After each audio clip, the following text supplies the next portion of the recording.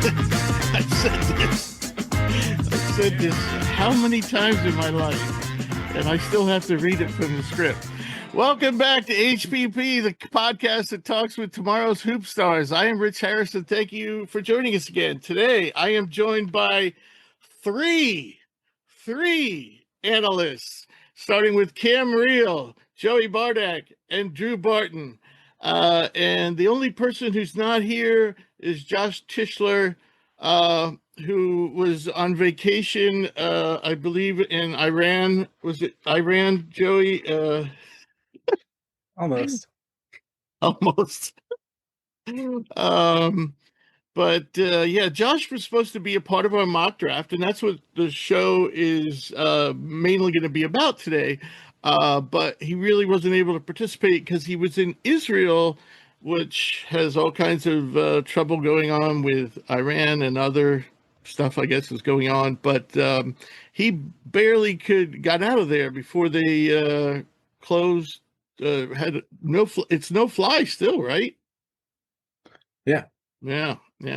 So he barely got out of there, and so he really wasn't able to participate in our mock draft. But gentlemen, how are the rest of you doing? I don't think any of you went on any vacations. I know we have big news for Drew. Drew has got an interview with the Knicks for their head coaching position. Right now you're the front runner. Yeah, I mean, who else gonna get? No, so I'm actually later this week going to be flying down to San Diego for an interview with San Diego State for a athletics communications director position. I'll be covering, in theory, we'll be covering football and track and field, and then we'll obviously be helping out with basketball, when I can, where I can. So super pumped for that. So I actually fly out on Thursday. It's gonna be a quick turnaround. It's about an hour-ish flight from here, so it's gonna be like a one-day thing. So I'll fly down, meet, do it all, go through the whole Shazam or thing, and then come back that night. But super pumped for that. And I've also been talking to University of North Dakota. So the Fighting Hawks have also been kind of chatting me up about covering men's basketball there. But yeah, I'd really like San Diego if I had the choice. I think I would take San Diego over North Dakota. It's our boy, is it Trayson? Eagle Staff. He was North Dakota, right? Yeah, once he finds out I'm there, he's going to come back. If I end up there, he'll come back. But yeah, so super pumped for that. So that's kind of where I've been at. So between juggling that, I'm working, I'm the, I guess, assistant director of a Division II kind of summer camp right now, just to put some money in my pocket. So I'm doing that. And then, the mock draft and everything. It's just been a hectic couple of days, but it's exciting stuff. Yeah. Joey, Cam, what have you been up to? Joey, you look half asleep. Yeah, it's been a long couple of days or so. I was also supposed to be going to Israel, and then naturally that fell through. I ended up going to New York to visit some friends for a few days. Came back and we could have hooked up. You were. I thought about it. I was just a little too busy. Yeah, and then immediately came back. Work started, so got the energy drink to help me through today. But I'm excited to get through our mock draft. Where in New York were you?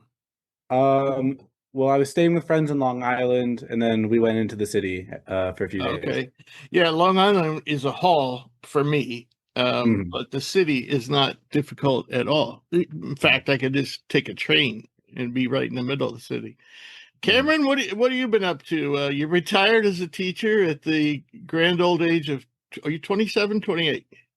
I turned 27 on Friday, actually. Happy birthday. So your birthday is the same month as mine, same month as my son's. Gotta love it. My mom, too. My best friend. Yeah, all June birthdays. Wow. Yeah, man. Planning a party. It's gonna be always sunny in Philadelphia themed. So a little costume bar crawl kind of deal. Should be a good time. That sounds other than that, just applying to jobs, checking out all these guys in the draft, trying to write a lot. Hopefully have some stuff up on the site soon. So you're telling me Joey's the only one here that's employed? Technically, I'm employed until July 1st. Yeah, I'm still collecting checks I'm still getting paid by cash those checks. We should all apply for the Knicks job.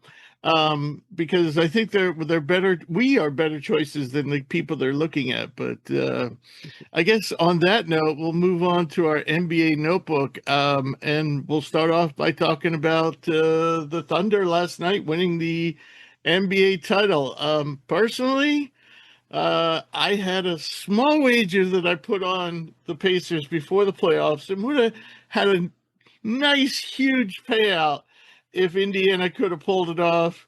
And everything's looking good. And then Tyrese Halliburton tears his Achilles.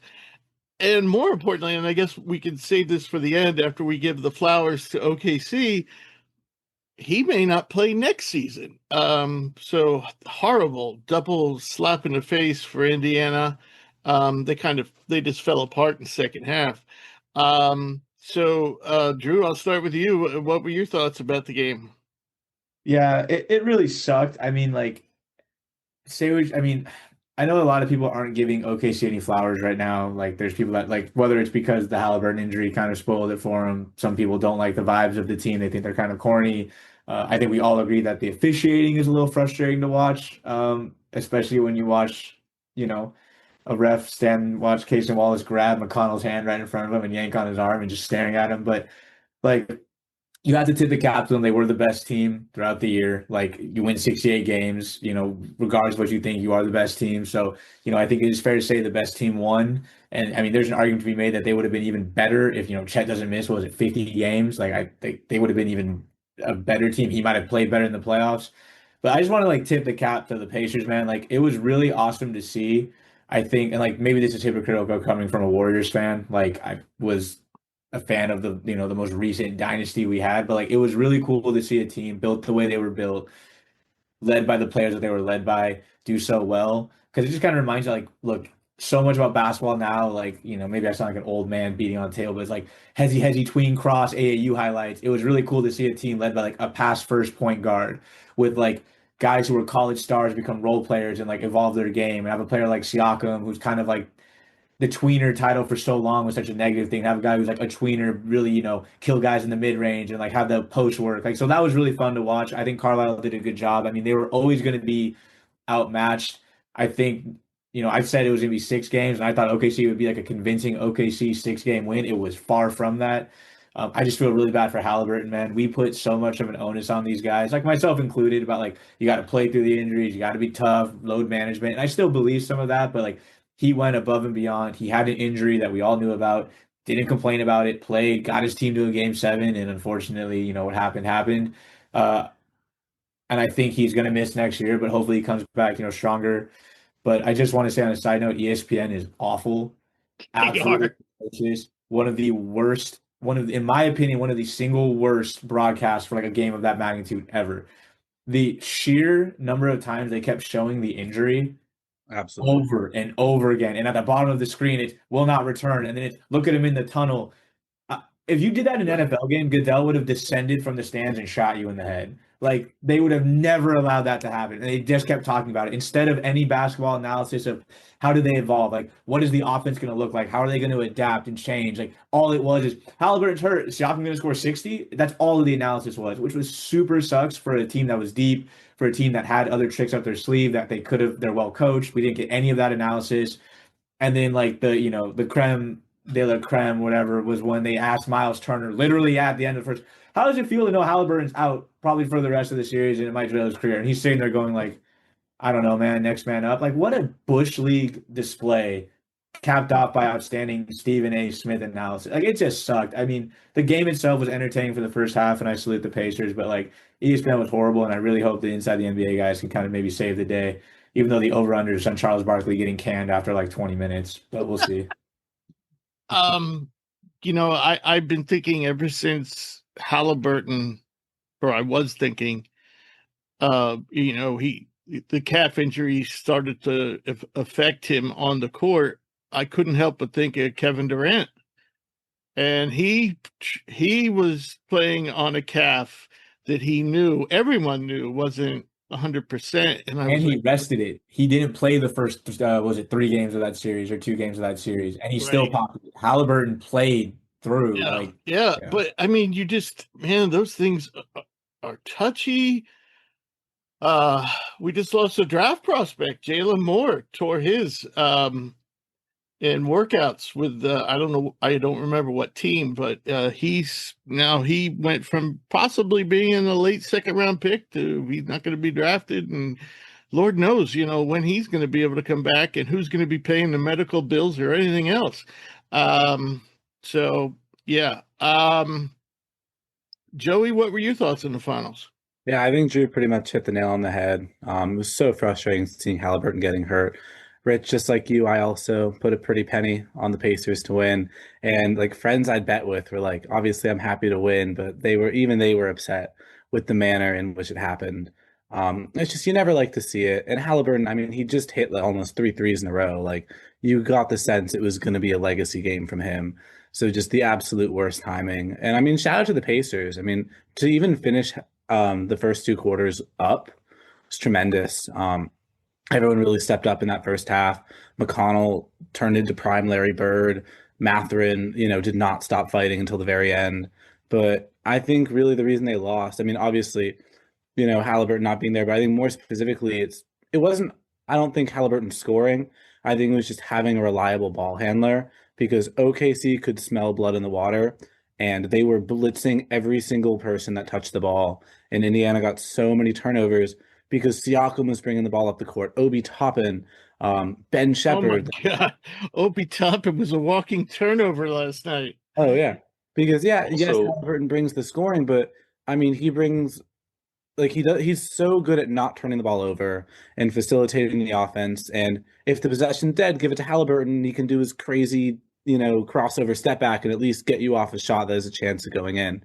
But OKC, like Drew said, still give him their flowers. I mean, I was kind of down on SGA in the sense that, like, I don't know, I thought maybe he was a little overrated. I didn't like the foul baiting, all that. But he had a tremendous series. He is unstoppable. I mean, I really think he solidified his spot as a top two player in the world, like no question about it. And especially to his passing. I think he had over 10 assists in that game. And I mean, he was just making great passes, great plays. So definitely shout out to him. And yeah, the broadcast was awful. I'm gonna take Drew's old guy hat off of him and put it on myself and say, when I look at this Oklahoma City team, I know they had one of the best, all-time regular seasons, but when I look at them and I compare, like, the best player on Boston was Larry Bird, you compare him to Shea, and the second best player is Jalen Williams, and compare him to, I don't know, Kevin McHale. And, the third best player is Chet Holmgren, comparing to Robert Parrish, or even the Lakers, with Jabbar, Magic.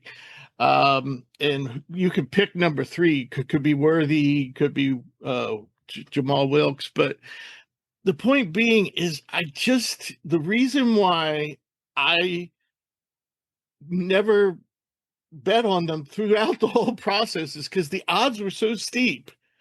And I just didn't see them being that good. Am I just old, Kim, or is this team not that good? It's just I mean, the NBA is watered down at this point.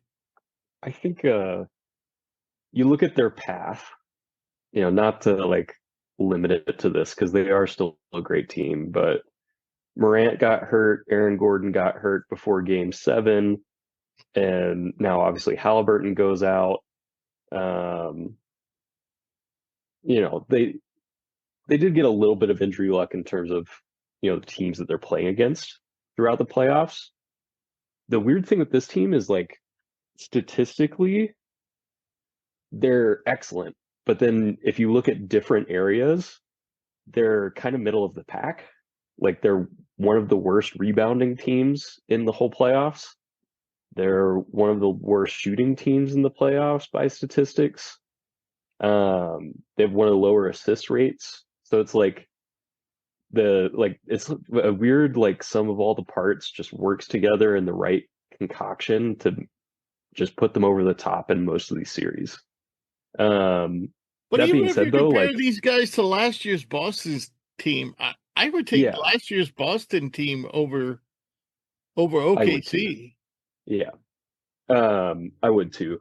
And I think like in a lot of ways, this team kind of feels like some of the older Boston teams, like when Brown and Tatum were younger, and it kind of felt like they were ahead of schedule. Like that one season, I can't remember exactly which year, but they lost in 7 to the Cavs. It was It Tatum's was like, oh rookie. my God, they're No, gonna 7. they're gonna beat the Cavaliers with LeBron. Like that was really like they were this close to going to the finals when they were like 22 years old. It kind of feels like an alternate universe where that was a successful run, right? It still feels really early for their core. I mean, Chet is a baby and he's already breaking, finals records for blocks, which is pretty absurd. Yeah, I think it's a little tough too. I think people would feel differently if Halliburton had been healthy in game 7 and they'd come out and won in this fashion, but we're just never going to have that like full circle moment of seeing them really get to the mountaintop, even though, they've made it all the way there and it just kind of worked out that way. I think in hindsight, we don't look back on, that Raptors finals against the Warriors like that. Drew That does. finals was, Drew yeah, brings no, it up what any chance he Warriors can get. fans do. Oh, Yeah. I have the ring. I have a ring made. It's in my head. We've repeated. We Yeah, got like 5 championships. yeah, seriously. In my book, one of my really good friends from work is a huge Pacers fan, even though he grew up in New Jersey, which is unusual to me, but whatever. In my book, his team won. Um, like I think really like the test is going to be how this Thunder team continues to develop, how they build from here, because they do have an opportunity to do something special, something that we haven't seen in a long time now at this point in terms of going back to back. I don't love their odds of doing it because I think the rest of the league is going to be looking to get better. There's going to be some teams that move up. I mean, we've already seen the Rockets. We're going to get into this in a minute, that they've improved. But I will give this to ESPN. They love finding ridiculous stats that are kind of pointless and meaningless, but I do think it is pretty like meaningful that Shea's the first player to win MVP, Finals MVP, and the scoring title in the same season since Shaq. It's been 25 years since that's all coincided at once. So pretty cool. Yeah. One could argue though that maybe he didn't deserve the regular season MVP. I mean that You was a could. little bit voter fatigue. Yep. It was a and- little bit better fatigue, but um, It's still not the best though. He was just the regular season MVP. It's a different Right. award. right. Yeah. So let me, I've been thinking, throughout this series, these teams could be meeting regularly for a while, but now Indiana has a huge decision to make. Where do they go next year? For example, Miles Turner, do they want to throw a lot of money at him? Because a lot of teams are interested, and so he's about the only piece of the core that really could, take off, and they really don't have a somebody sitting on the bench that's an ideal replacement. So, what do the Pacers here do? Because I've been thinking there's a good chance we see these two teams meet in the finals for the next 3 years. But now with Halliburton I mean, we kind of know what's going to happen, I would think. You think you're going to have Nebhard start at the 1, Ben start at the 2 now, move into the starting lineup, Neesmith but Turner is is Turner going to be there? So Drew, what are you thinking? I mean, first off, hats off to Turner for I think like on the bench in the locker room trying to rally the guys, being like that veteran presence after the Halliburton news. But man, I was really disappointed with his on-court performance. To take 4 shots and to grab 4 rebounds and not block a single shot when your team is like clearly suffering and like emotionally drained that's going out sorry. Like I'll give Siakam and Nemhard the credit for like trying to like and McConnell for like I'm going to do Matherin like Joey Oh, said like Ben Mathurin was all over the court, man. like you know what I mean. I'm gonna give those guys credit. I'm like you're the veteran. You're supposed to be the leader. You're kind of not the face of the franchise, but like you've been there for a decade and you go out like that. Disappointing, but that's another argument. I think the best case scenario for this team, the best case is they kind of copy that, what was it, 98 Spurs team when David Robinson was out, or 97. I'm not saying they're going to draft the next Tim Duncan, but like, look, our guy is gone. I'm not going to say tank, but like maybe we just look at it as a year to develop some of the younger guys, give the guys some run, maybe manipulate, like maybe not run Siakam and Nemhard into the ground and like and maybe try to see if they can get some reinforcements that way. Mhm. Maybe get a better pick. They just got their pick back, so maybe it's a little bit of an incentive to hey, maybe we're not going to be the worst team in basketball, but like hey, maybe we look to maybe manipulate ourselves in the draft a little bit.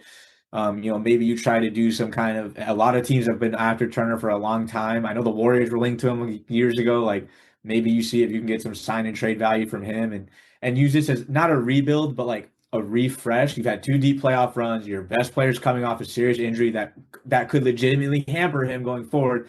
Maybe not burn the rest of the core and drive them into the ground to be what, the 6th seed, 7th seed in the East, and like that just to me seems a little bit wasteful. Like especially after the year they've had, last 2 years they've had. So it would require some manipulation.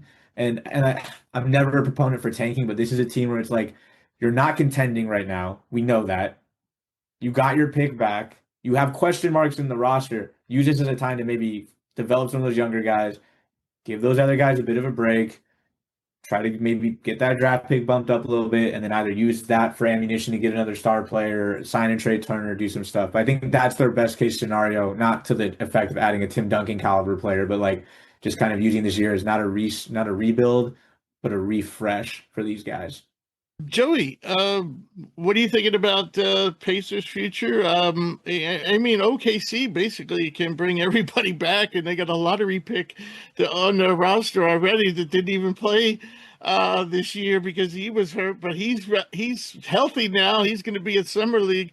So, what are you thinking? There, you can talk about either team. It's up to you. Well, one thing I will say about the Pacers is because their roster is so deep and they don't really have, they don't have a 25 plus per game scorer and they just kind of rely on a committee.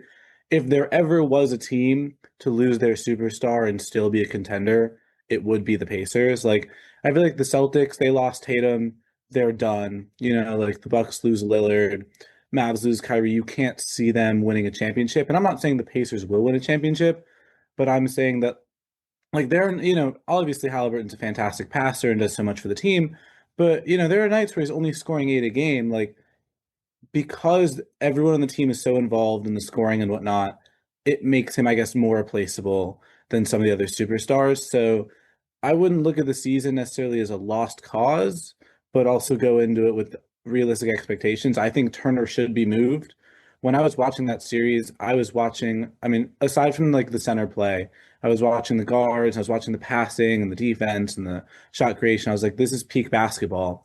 And then I was watching Turner versus Holmgren. I'm like, wow, both these guys, like, I'm like, this is not peak centers. I think both of them really struggled in the series. And I think the Pacers could definitely do a lot better than Turner. I think it's a good opportunity, like Drew said, to develop some of the younger guys, maybe take some shots in the draft if they could trade Turner for, I don't know, some picks this year or some picks next year, Well, try it and would have to be a sign and trade, yeah. But yeah, try and if they can find maybe a younger center of the future somehow. I'm not really sure. No, I'm not really sure who's in the free agent portal, but maybe if they could find a younger center, try and take a shot on like another combo guard in the second round of the draft or something. Kind of, yeah, if they can, I guess, keep their options open for the future while still maybe maneuvering into a decent pick. Like if they could finish the season like 8th, get like a decent pick in the draft and then still give themselves a chance in the playoffs. I think that's not a bad spot to be. And then that way, Halliburton comes back the year after. Let's say they're able to get another center, another combo guard, whatever, and then they can go because a lot of their guys are young. Like they should be able to, and everyone's happy there. Like I think that most players in the team will still be there by the time Halliburton comes back. So, it'll be an interesting year to see what they do, but all hope is not lost for them. Right. Cam, you were shaking your head no when I said, should the Pacers re-sign Turner? And you were like, no. It's a hard thing. So I've been a big Turner fan since he was at Texas. I actually have a Pacers jersey from his rookie year. One of the Hickory uniforms. Yeah. I just liked him in the draft. I knew he was going to be a vet, that kind of guy. It's hard with him though because you look at the free agent market, especially for bigs, and like where he's at contract wise, he's going to be in the 31 million a season range. Eek. It's a lot of money, especially like Drew said, for a guy that had some really rough moments Oh man, production wise. I would hate to see his 3-point shooting percentage in this series. Yeah, it wasn't good. Yeah, and and he was always open. They left him open. Historically, on his career, he's a pretty good shooter, but it's kind of one of those where it's like, are you actually a good shooter, or are you just being left open a lot? Kind of one of those. Yeah. Other options they could go after Naz Reid. He would be cheaper and would bring some of the same sort of offensive uses that Turner has. It'd be a little bit cheaper. Not as good of a defender.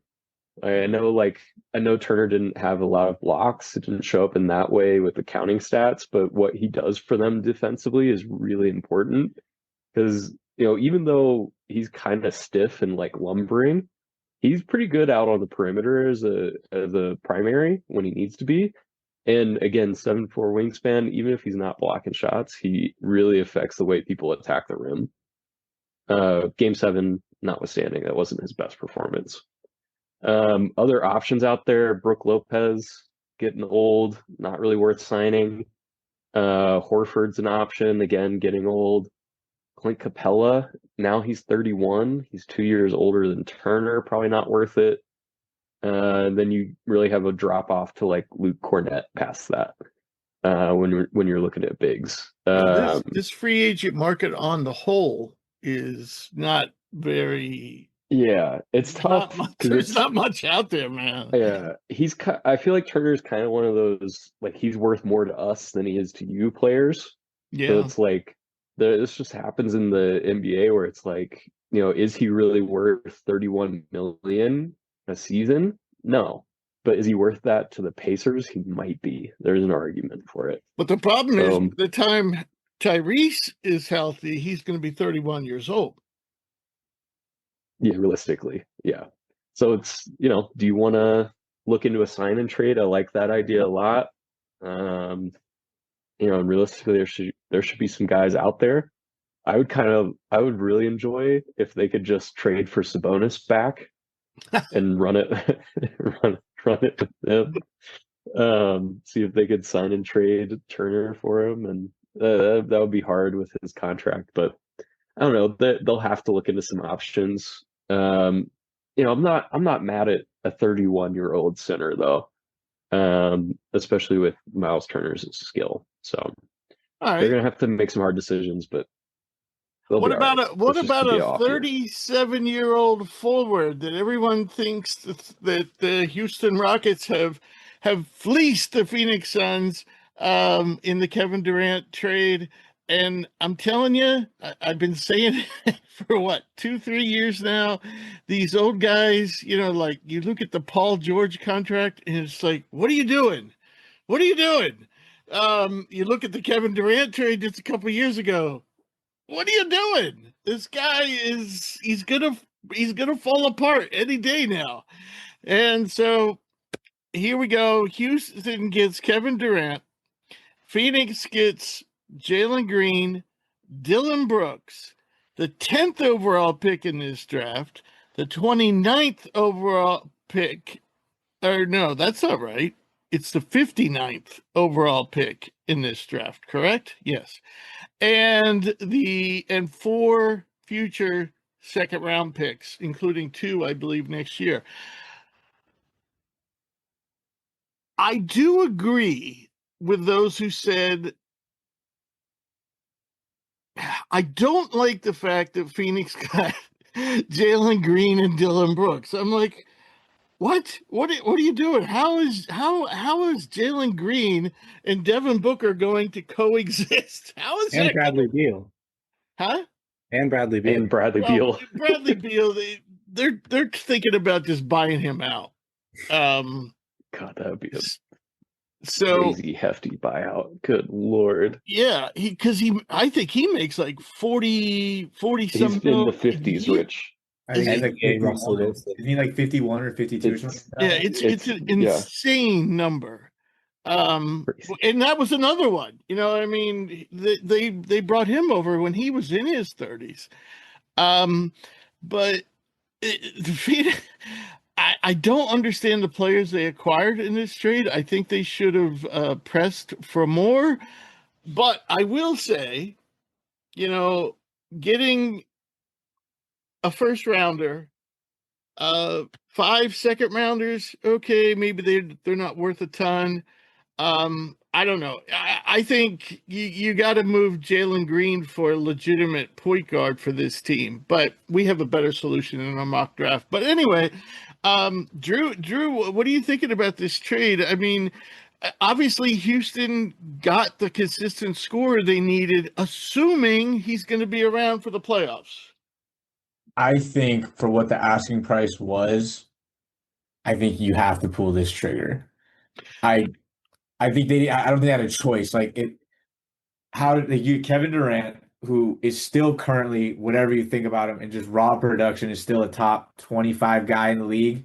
And for what this team needs, clearly, there's no reason they should have lost to the Warriors. As much as like that, there's no reason they should have lost other than the fact that they could not score the basketball, and you just got what I would argue is the purest scorer of the basketball ever to go for Jalen Green, who again, I think he's another one of those guys where you're looking at goes, he's just a product of the new basketball culture where everyone scores 20 points a game. But like there's 16, Draymond said it best. There's 16 game guys and there's 82 game guys. Jalen Green over the course of 82 games is going to score 23 points a night. Over the course of 16, he was awful.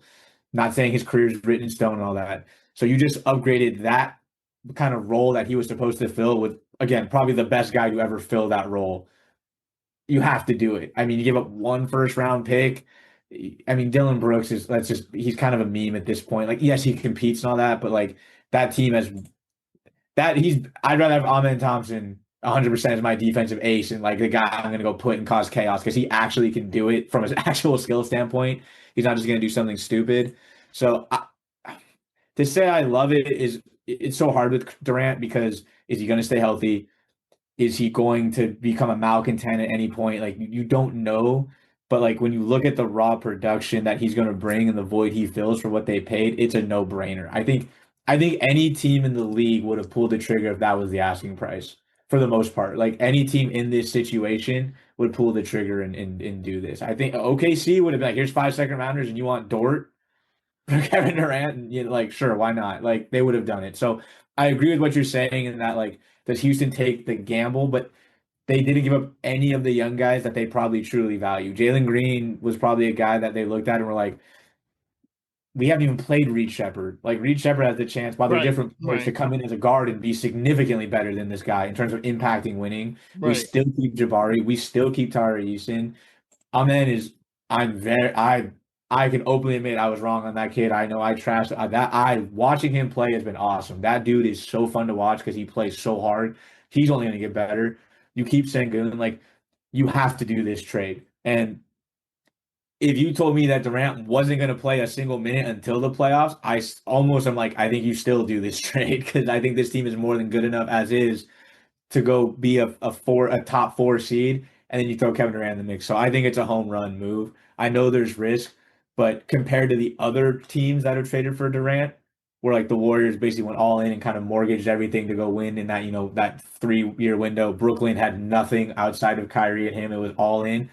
They're sitting there going, we have one of the best young cores in the league, probably the second best young core in the league behind the champions, and we just added a first ballot Hall of Famer. So if the Suns, I'm not even going to address them because the fact that you basically turned Mikal Bridges, Cameron Johnson, and Kevin Durant into Jalen Green, a first round pick, 5 second round picks, and Dylan Brooks, the entire organization should just be burned to the ground. That is the most ultimate malpractice I think I've ever seen in sports, period. What was I saying last week? The Sun Kings, bring them back. The Sun Kings need Bring to them come back. Joey, did you ever get to see Game of Thrones in the episode, specifically the Sun Kings? You mean Game of Zones? Game of Zones. The Game of Zones, excuse me. I watched it way back when. I don't know if I remember though. Oh, so the Sun Kings was my favorite episode of all time, and it needs to be replayed right now because it's no more apt than today. So Joey, what are you thinking here? Who won this trade? Yeah, I mean, I completely agree with Drew. I mean, the asking price was so little. I feel like the way I look at the trade is, is Kevin Durant immediately gets injured and or refuses to play, causes drama. Like worst case scenario, how do you look at it? And even in worst case scenario, it's still not that like their roster is so good otherwise, and they gave up so little that worst case scenario, they might kind of be where they were last year anyway. I feel like they really don't even get that much worse. I like Jalen Green, good player, but he was never really a good system fit. I mean, he only really started working when they kind of turned him into just like, a shooter. Because Van Vliet Which and he can't do that well. Right. And Yeah, I mean, it he's was going to be inefficient. Van Vliet and a man handling the ball, and now they have Shepard, who I think is going to fit seamlessly. I mean, like they're so, and then Dylan Brooks, good player also, but now more minutes for Whitmore. They still have Eason, they still have Jabari. Like they really just gave up pretty much nothing. Like even if Durant just stands in the corner and shoots threes, even if Durant is just Lou Dort, even if Durant doesn't touches the ball like one every three possessions, like they gave up so little that they need so little to happen for it to be a worthwhile trade. Um, so, Rich, I mean, I hear you with the risk. I mean, that what you're saying now is why I was so against the Suns trading for Durant in the first place, and I think that's why the return was so little because no one wanted Durant. He's 37. He's probably going to get injured or start bad mouthing the organization, or just not fit. I mean, because the Heat, they offered him to the Heat for I think it was like Jaquez, Jovic, and 2 firsts, and the Heat said no, and I kind of agree with it because I'll take 10 years of a solid role player over 2 years of Kevin Durant, even if he's Kevin Durant. Um, because yeah, I mean, like the Rockets are trying to win a chip and they're win now. Um, so add Kevin Durant, you give up very little, give yourself a chance at championship in a year or two, and then he leaves, and then you're still not screwed. You're still kind of in the same spot. And with the Heat, like if Jovic and Jaquez turn out to be solid role players for the next 10 years or so, you're gonna so much rather have had that and the 2 firsts than 2 years of Kevin Durant. So, the package was the return package was so small just because I mean when you're 37 and you cause these problems, like it's it's not that tempting. And nowadays, like the way I looked at it, with Durant and almost with Giannis too a little bit, is of the teams that have pieces to trade for these superstars, you have the really good teams don't want to because they already have their system. They don't want to bring in a new guy who's going to be the system. And then really young rebuilding teams who it doesn't make sense for them to trade all the pieces that they're now acquiring. So, it's kind of hard to get a superstar and have it work.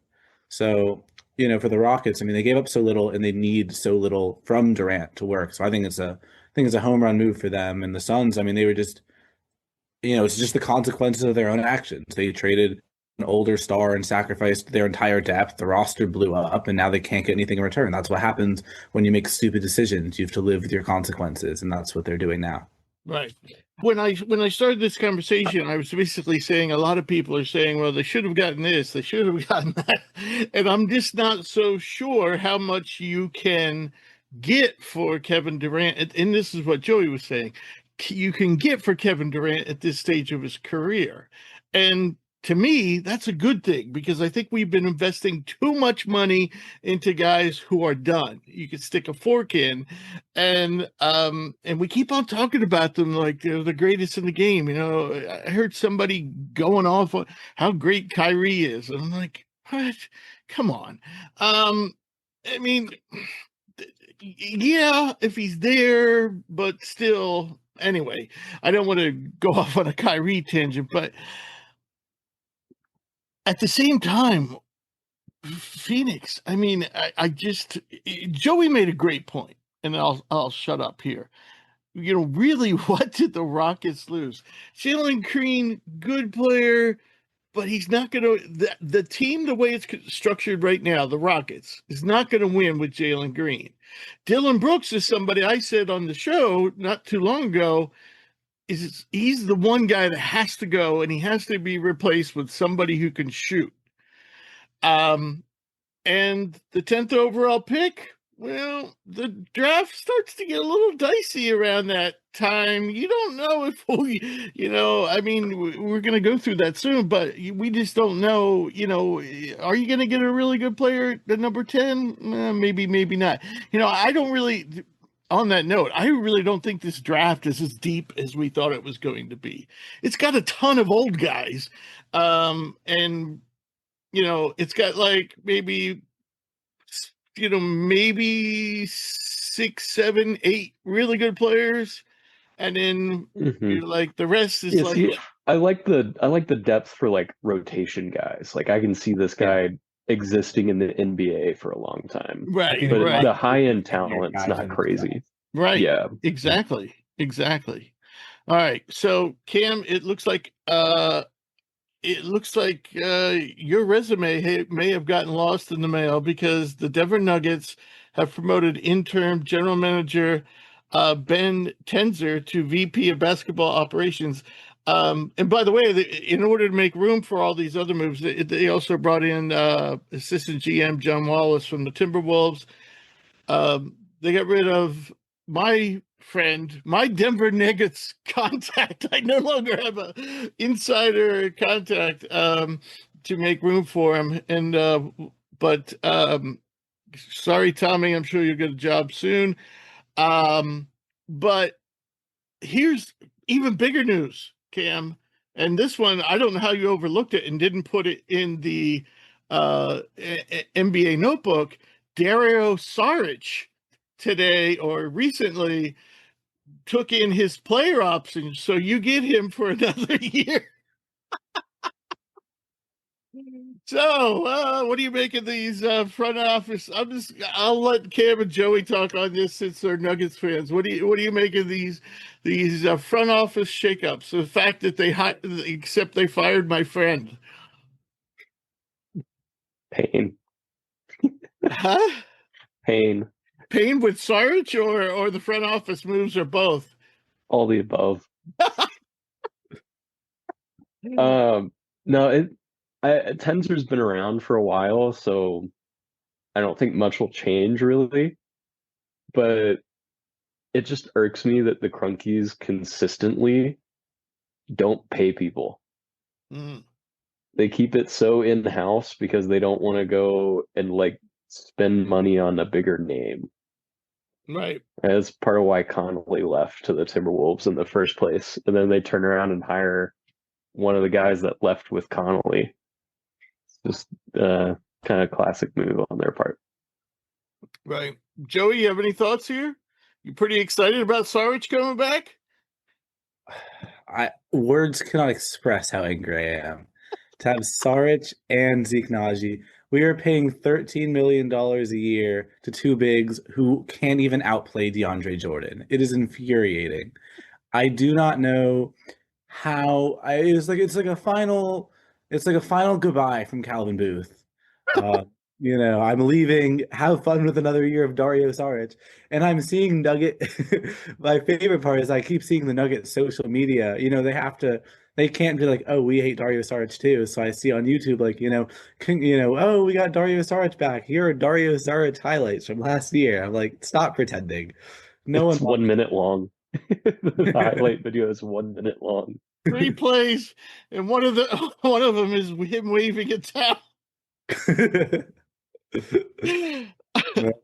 Yeah, no, I mean, the front office, it's been ever since Connolly left, it's been rough.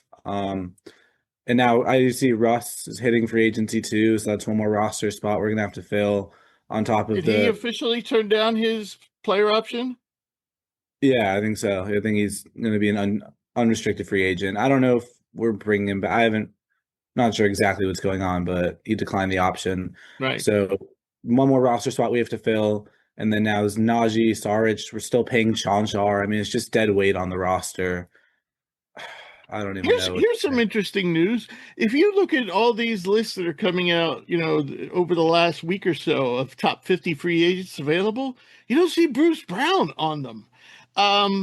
Bruce Brown was, everybody was like, was the big piece we lost. Well, apparently he's not going to be too expensive according to these people that are making these top free agent lists.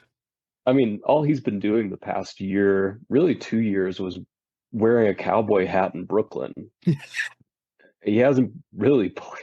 He hasn't played at all. So that's why he's not really on people's radars. But I wouldn't be shocked if he ended up signing a mid-level with Denver, though. That's kind of a reunion that'd be cool. Yeah, I think it'd be awesome. I'm almost a little bit worried though, because ever since he left Denver, I mean, he was in Indiana, Toronto, I think New Orleans. I think people expect. I think he was never the same that he was in Denver.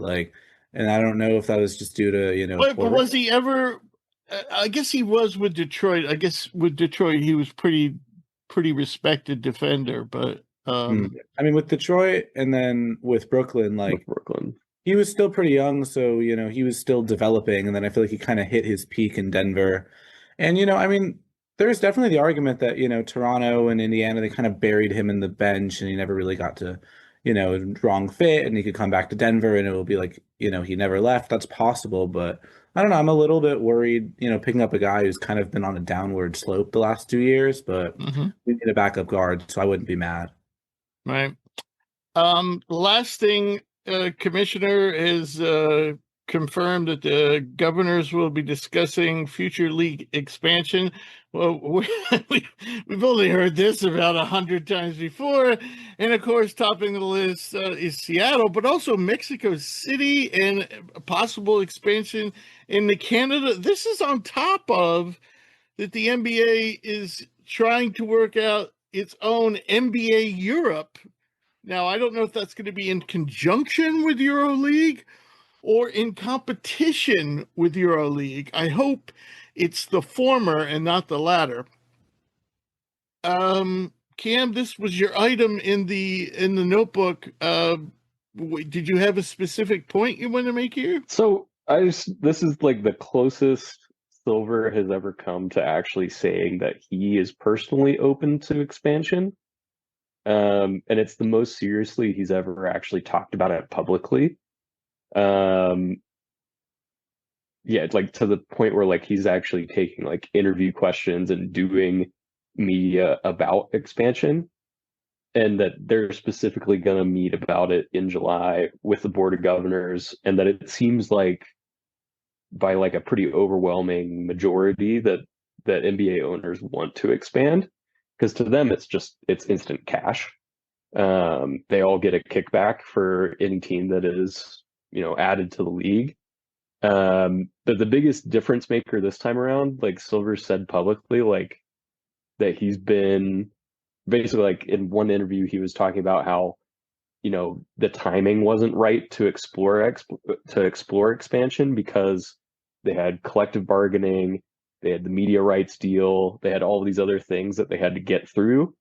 And now that they've kind of secured that money, now they can actually seriously consider adding teams. So, it's pretty possible that we could find out in July that they're going to start taking meetings with cities for future franchises. Is the timing right? Because there's such a call to cut down on the regular season. What do you think, Drew? Yeah, I mean, I think I'm all for it. Particularly bring the Sonics back. The overwhelming positive just vibes, the fans, just bring them. You're gonna get so much goodwill. I feel like the NBA has been really in this weird, just from a discourse standpoint, being this weird downward spiral. All the discourse around the NBA recently, and again, this is a guy who hasn't watched as much and has been obviously more tuned into colleges. Oklahoma City sucks as a champion. Their vibes suck. Nobody likes them. They're corny. Your MVP is a free throw merchant. Your games are rigged because the refs are coming in and rigging games. Your product sucks. Your All-Star game isn't good. Your season's too long. That's what the discourse you killed inside the NBA. Boom, bringing the Sonics back is an instant like positive boost. Like forget everything else. Like that just is an instant positive vibe. Seattle has proven that they are a sports city. You know, they brought a hockey team in. The Seahawks have long been one of the better, been a strong football franchise, at least, in my lifetime. The Mariners have their fan base and they are loyal as all hell. They're adding like they have a cricket team in Seattle. We have the Seattle Orcas. Bring back the Supersonics. So, all joking aside, I think like yes, the discourse of like expanding internationally, particularly like a Mexico City, and like with everything going on away from basketball, like politics, adding an international element could be a little messy. I totally see that not being easy, but I think there's an easy PR win for a city that wants a team back, that has established history, not taking that over the fear of like, because I don't think they're going to shorten it. I don't think the season getting shortened is like coming anytime soon. Because I do think that's like, I think that's actually a bigger overall change because of Yeah. just. See, I will say in these same interviews, people have asked Silver about the 82 games, and he's like, "Nope, never gonna happen. Yeah, Never gonna There's not a number that makes sense." Yeah, because it's money. That's what it ultimately yeah. comes down to. What owner wants to cut their product by 10 games, 12 games? I mean, people are talking about 60. Like, I don't know if anyone wants to drop, 18 games off the schedule or what is it? Yeah, like nobody I wants to don't. do that. But the problem is, I'm not sure how baseball gets around it. I don't follow baseball, but problem is, for at least for someone like me who loves college basketball, there's no way I'm going to miss good college basketball game for an NBA regular season game. It's just not Yeah, happening. I think Silver's content with that because the game has become so international that he's like, if I don't get the degenerate that lives in San Bruno, California, to come watch like, Charlotte versus, Washington because he wants to watch, Houston versus Arizona. I think he's content with that. I don't think he really cares. If anything, I think they'd be better off. The best movement I think they can do, because the biggest concern for me is just the wear on guys. Like we're seeing a huge uptick in Achilles injuries and guys seriously getting hurt and load management. Like I think the quickest fix right now is they're not gonna touch the season. I think Cam's 100% right. There's no way, but like come playoffs, add an extra day in there. Make it a 2-day break. Or, maybe it's like the first, I don't know. Like I can see them adjusting the playoff, maybe like adding some time in there, like not change. I've heard people say make it a 5-game series. That will never happen. Like the game 7 is just so synonymous now with like that's not gonna happen. But I think that they have to bring back the Supersonics. I think Silver's not stupid. Well, I don't know, maybe he is, but I hope he's not dumb enough to realize like it's an instant PR win for you for a city that like has sports. It's like a brand that already exists. You have a WNBA team there. Like, I don't know. Not only that, but it's instant cash flow for every single sure. owner. Yeah, it's a no-brainer. The international stuff might get messy, but come on, what are we doing? Bring them back. Joey, you get the final word in the NBA notebook. What do you think? Any different thoughts on expansion? Yeah, I mean, the whole expansion conversation is so tricky because, I mean, I feel like for really every league, I mean, expansion's teased and it's discussed all the time. And I'm kind of at the point where I'm just not going to believe it until I see it definitively. That's kind of the way I feel. Right. I mean, they've been talking about bringing back Seattle ever since Seattle left to begin with. And here we are in the year 2025, and there are no definitive plans. I will say that if an expansion happens, I think the first team on the list is going to be Vegas because they've been, they got the Raiders, they got the Golden Knights, the hockey team, they're getting the A's now. They've proven that they can handle getting new teams. They already have the arena, a new arena, which I think is really important because, I mean, the whole Seattle thing, I mean, I think, the reason they left was because they couldn't agree on a new arena, and there still isn't one. And I don't, I'm sure that would be contingency if they get the expansion team is to get a new arena, but here the Storm and the Kraken are still playing in the same place. So I think Vegas would definitely be very likely. I think international expansion, like, I mean, it was NBA and NFL. They've talked about Mexico City, even in Europe, and I don't think that's plausible at all. I think maybe another city in Canada, like if they move to like Montreal, if Montreal gets one, I wouldn't be astonished. But yeah, I would because Vancouver just couldn't draw. They were terrible though. So There is Climate Pledge Arena. Climate Pledge Arena is in Seattle, opening. What was it, 2021? It's new. Yeah.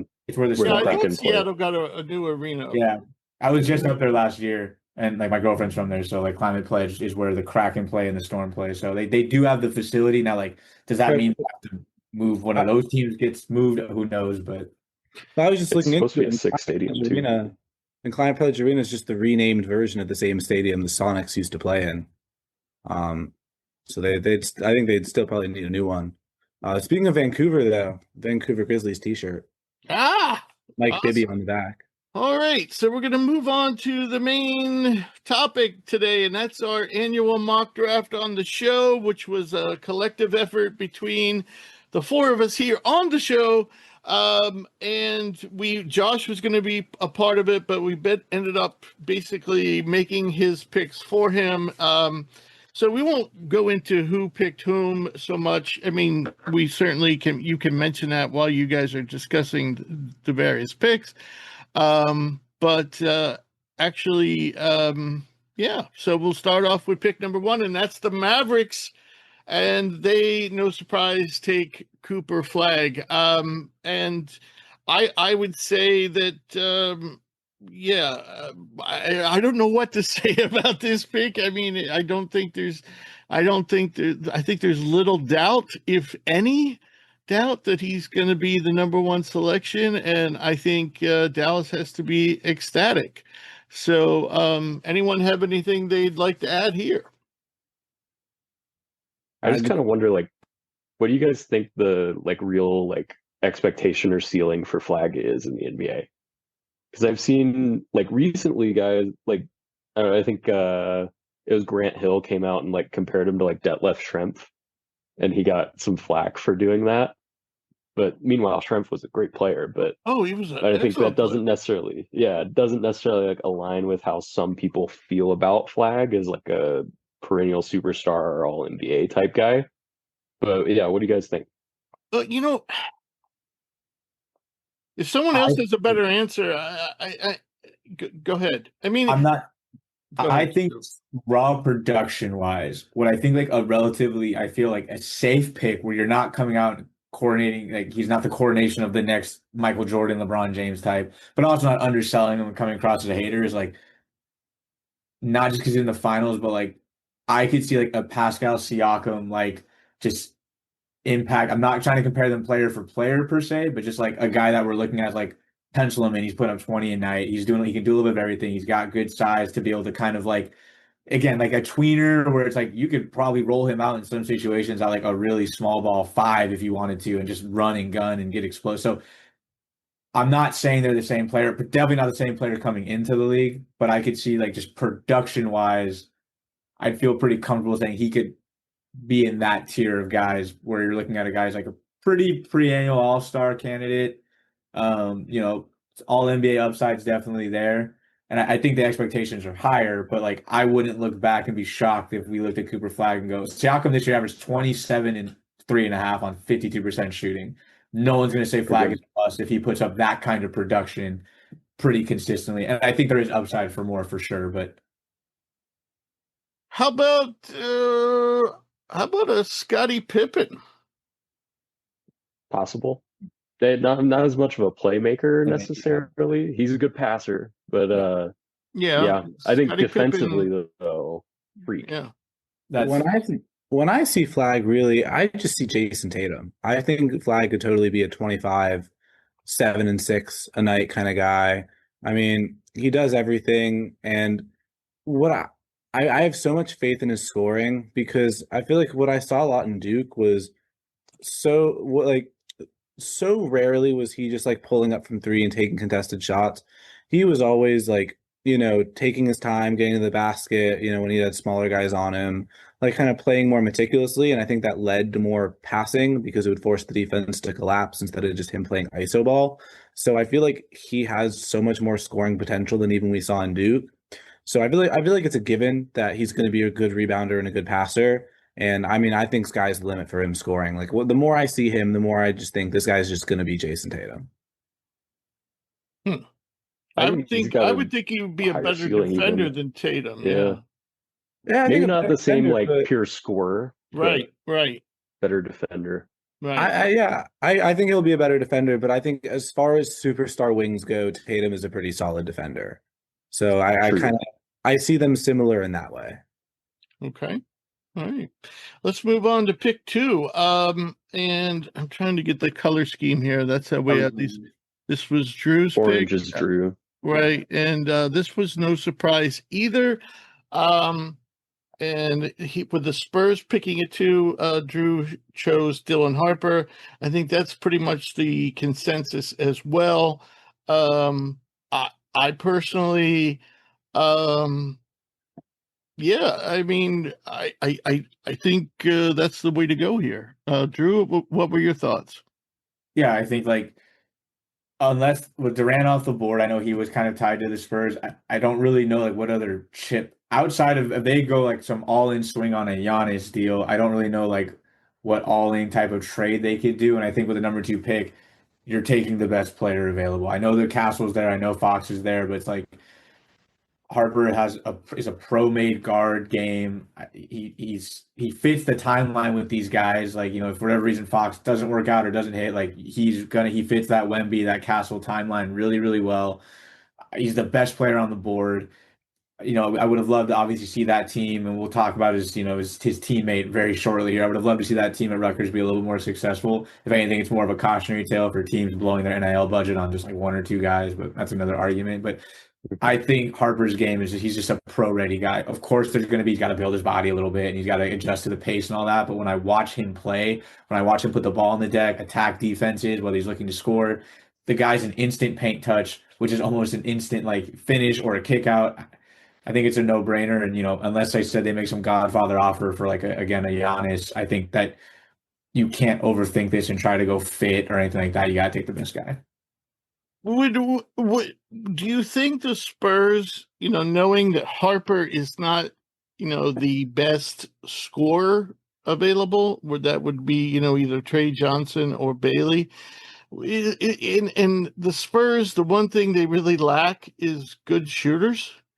Is there any chance that, you know, that they would pass over Harper? I mean, you already have Fox. You know, they must be saying, "Damn, you know, if we knew we were Dylan Harper was going to fall in our lap, I don't know if we bring in De'Aaron Fox." Yeah, I think that's the risk that they take, but I don't know. I think Harper's the number 2 guy. I don't know. It's a good point, and I could see the Spurs if they truly think that Wemby is that generational, like one of one guy, and it's like we just need to give him pieces around him and he'll figure it all out. Maybe, but like I don't know. Like Fox has never won anything. I don't know. I'm not so sold on Harper that he's a consensus number 2. Like I don't know. I don't I think just he's don't see heads the gap. above. I don't think he's heads above Edgecombe. Yeah. I don't know. I think it's interesting that he's so like heavily favored to go second, and like in spite of the fact that they have 2 guards that they love in San Antonio. I just kind of feel like could they maybe look to trade down? That's what I take think. Edgecombe or Bailey or Trey Johnson, or like go down the list of guys that they could have their pick of. You mean and pull kind of sell high on Harper? Pull a Celtics? Yeah, That's what I think the most logical move. I do agree with Cam. I think that makes the most sense because in terms of fit, he doesn't fit it. But like when you're talking top 3 pick, it's almost I think your hand is kind of forced. Like you got to take the guy because you. Unless you're just so certain on it. Yeah, exactly. And I don't know. I think Harper. I don't think he's heads. I like him better. I like him better than Bailey. I like him. Edgecombe and Trey Johnson's a little bit close for me, but I think a trade down makes the most sense. Like I could totally see them saying we'll go down to like 5 and we will take whoever is left out of Bailey, Edgecombe, Johnson, and Harper. And then there's like we're good with any of those people at 5 and maybe pick up another first or maybe a piece or something. That does. I do agree with Cam. I think that does make the most sense for where this team's at. Now, Yeah, go I ahead, agree. Jerry. I think Harper is the number 2 guy, but he's also a guy that I feel like you kind of have to hand the keys to the offense to, and that just wouldn't work for the Spurs. So, yeah, I mean, if you pair him with Fox and Castle, I have no idea what to expect because I think that his career, like the way he's used, would just be so differently than if you send him to like the Wizards or the Jazz or the Pelicans or the Nets and just kind of be like, here you go, go put up 20 points a game and 6 assists and do whatever you want. Like with the Spurs, he's going to be forced into a different role, and I don't know how that would work out. So I definitely think trade back and get a shooter because you already have your guards. Right. Mhm. Now we move on to pick 3, and I must say that we did these picks just there's been news popping up, trades popping up, so we've had to adjust some. And this was my pick for the Sixers at number 3.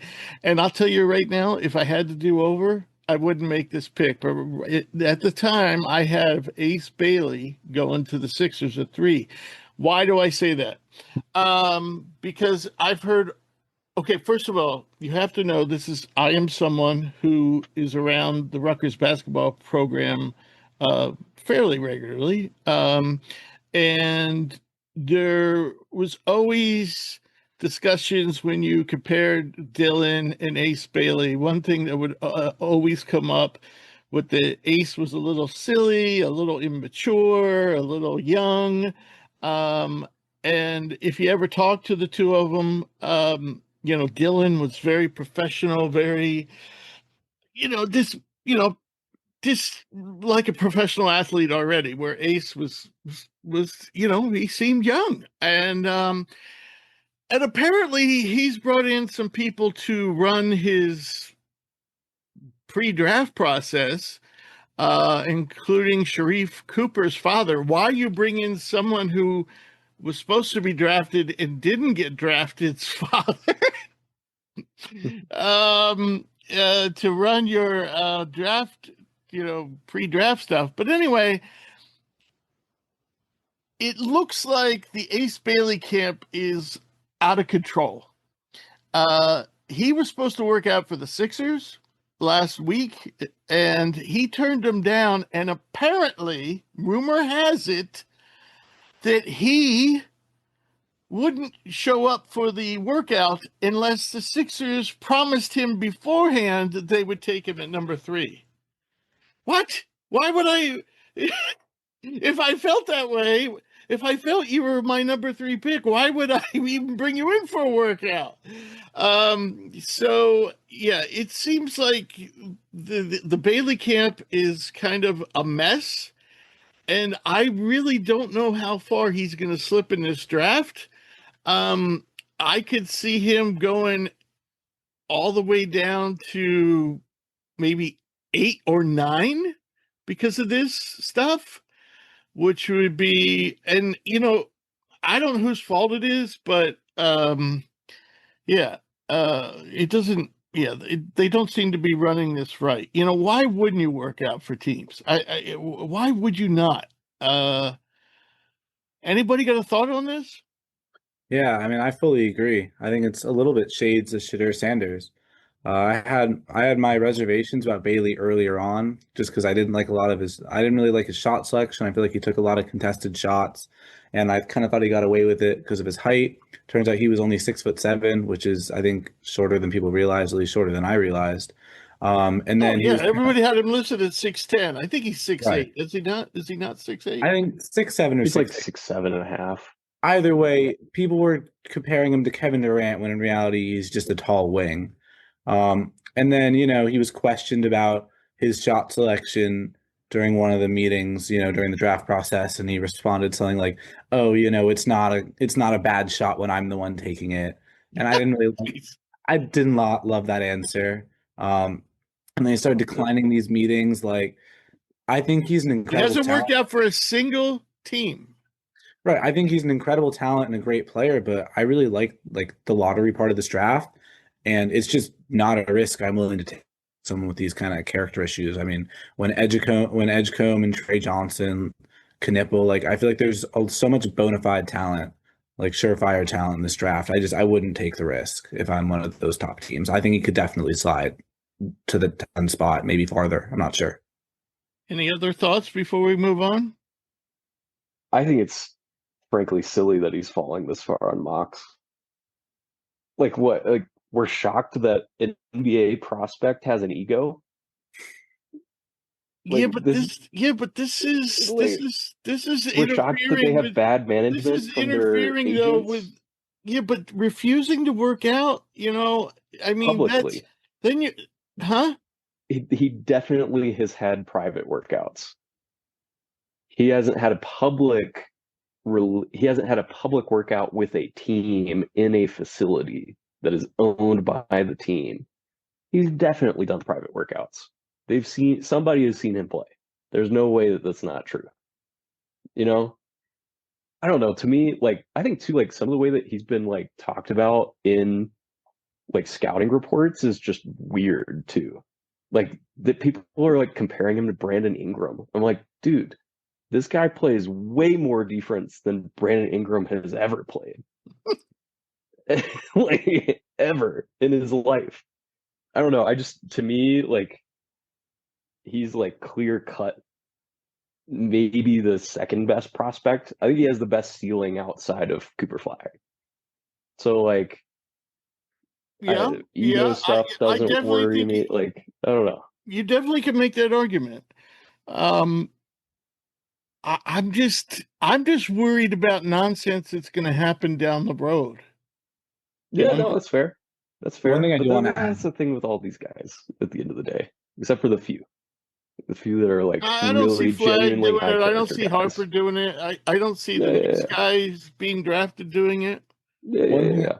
one thing I do want to add though is I love that it's the Sixers with this pick because how perfect would it be if on top of, you have Paul George and an injured Embiid and then Ace Bailey turns out to be a problem. I feel like that would just to have all three of those would just be like a great reality TV show. Just follow the Rich, It Sixers. would. it's not too late to just give up basketball and become a cricket fan. It's coming to the States. If the Sixers get Bailey and Bailey turns out to be some like crazy Or degenerate. or the Sixers pass on him at 3, and then he turns out to be the best player in the draft or the second best player in the draft, For sure. Yeah. Yeah. But which would then hurt even Yeah. more. Yeah. Yeah. Either way, my team will definitely screw it up. Daryl Morey, he was terrible hire. The people before him were terrible. That team hasn't been run right in years. Hear me out, Rich. Ryan Nemhard, number 3. He'll just feed the ball to Embiid. That's what he knows how to do. There you go. No, I want him be gone. I want Paul George gone. Yeah. All right, so pick number 4, Charlotte Hornets. And this is the guy, if I wasn't going to take Bailey, it would be VJ Edgecombe. And by the way, the reason why, for all the reasons you said, but I also think the Sixers they need some height. I mean, they do have, if they can, they have Maxey and who am I forgetting? The Grimes. Grimes played well for them, even though he is a free Hmm. agent. But Jared McCain's on the smaller side too. right, but where they don't have any dependable players right now is at the bigger spots, and that's where they threw all their money. How ironic is that? So back to pick number 4, VJ Edgecombe with Baylor. I really like this kid. He might not have the same upside as everyone else. Cam, I believe this was your pick. Yeah, I went with Edgecombe. I think it lines up with like position in the draft, just like current mock value. But I think the fit is really intriguing with the guys that they have in Charlotte already, with LaMelo and Brandon Miller. Like that's kind of like the big question mark spot is like who's the off guard, the combo guard that's going to play with LaMelo. And who's going to play defense? And this kid will. Yeah, that was the next part of that. Is like they need someone to guard the best player on the other team, and it's clearly not Miller. It's clearly not LaMelo. Their best answer most nights is to throw Grant Williams on somebody when, then he tore his ACL. Outside of that, and even with Grant Williams, not the best option, especially for guards. So I think Edgecombe is probably the best wing defender, a really like point of attack defender in the draft. Really great strength, really athletic, loves to play in transition, which you can kind of see fitting well with LaMelo. So I think just for fit and overall talent, with a little bit of that touch of like potential, if he can really figure out his offensive game, fix his jump shot a little bit, I think it's a pretty home run pick for the Hornets if they get him at 4. Yeah, I Yeah. agree. Totally agree. I think this is the Hornets, which again another one of those franchises that seem to never get it right. Like I think it's probably the safe. I think he might be outside of Cooper Flag. I think he's one of the safer picks in like this top 5 discussion. And like I think looking at again what the Thompson twins have done, I think you're going, okay, this guy can fill that role kind of right out the rip as like our defensive kind of go-to perimeter point of attack defender. I mean, man, everyone's hyping up. The dude is shooting 22% from 3 in 2 NBA seasons. So like obviously there's development that has to happen there. I think Edgecombe can fit that role. I was wrong on Thompson. I don't want to be wrong again. I think Edgecombe's like at a minimum you get a guy who's going to run the court hard, defend their team's best player. His athleticism alone is going to lead to some easy finishes, putbacks, transition dunks, and if he can shoot 34% from 3, like it's a pretty safe pick. While he might not be an all NBA guy, I think he's a dude that, again, we talked about this guy sticks in the league for 8 to 10 years, is just a defensive ace. Yeah. And if he can really fix his ball handling and like Yeah. really learn to play make, I think he has some of that all-star-ish Sure. potential. But For that's a pretty big if. Like he kind of struggles sometimes, but I don't know, too, like with the national team for the Bahamas, he played a lot of point guard. So Yeah. I think some of that might be just his kind of like role on Baylor, just kind of the perception that he's just a defender. I don't know. Well, he Yeah. was also one of their top scorers, if not the top Mhm. scorer. Though I assume Norch had O'Meara. Well, they were probably close. All right, should we move on to pick 5, which was Joey's? Yeah. we can All do that. right, so pick 5 was the Utah Jazz, and Joey selected Trey Johnson. And I will say right now, I think he's another surefire pick in the sense that, at least from an offensive standpoint, I think he's the most offensively ready player in this draft. And I think he's going to probably put up, depending on where he goes, if he gets the playing time, I think he's probably good chance he'll be rookie of the year because he's probably going to put up points right away. But Joey, what was your thinking? Yeah, I mean, I'm with you. I think he's the best, like, pure scorer in the draft. I mean, in terms of, off the dribble, catch and shoot, in the mid range, getting to the basket, he really does it all. And I think going to Utah is a perfect fit for him because I think it'll kind of be like the Nets with Cam Thomas in the sense that it's like we don't have much going on. So, hey, heavy production shooting guard, here's the ball, take 40 shots a game. It doesn't matter. We have nothing left to lose. And I also really like the pairing with him and Collier. I think that could be a really good backcourt down the line. They don't really have a ton of other pieces that are, solidified, but young team. And, their biggest need, I think, is scoring because I think they've drafted so many role players.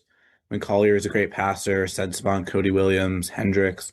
No one, solid players that could be solid role players down the line, but no one that could be your guy. I think Trey Johnson has as much a chance to be the guy as really anyone in this draft. I think the question is going to be, is he just going to be a really high volume catch and shoot guy, or is he going to be, is he going to be like an early career Tyler Hero, or is he going to be like kind of a more modern Tyler Hero, maybe even a Devin Booker, a guy that can actually, can play make a little bit and can be really dependable getting to the basket versus just a high volume shooter on a not so No, good he team.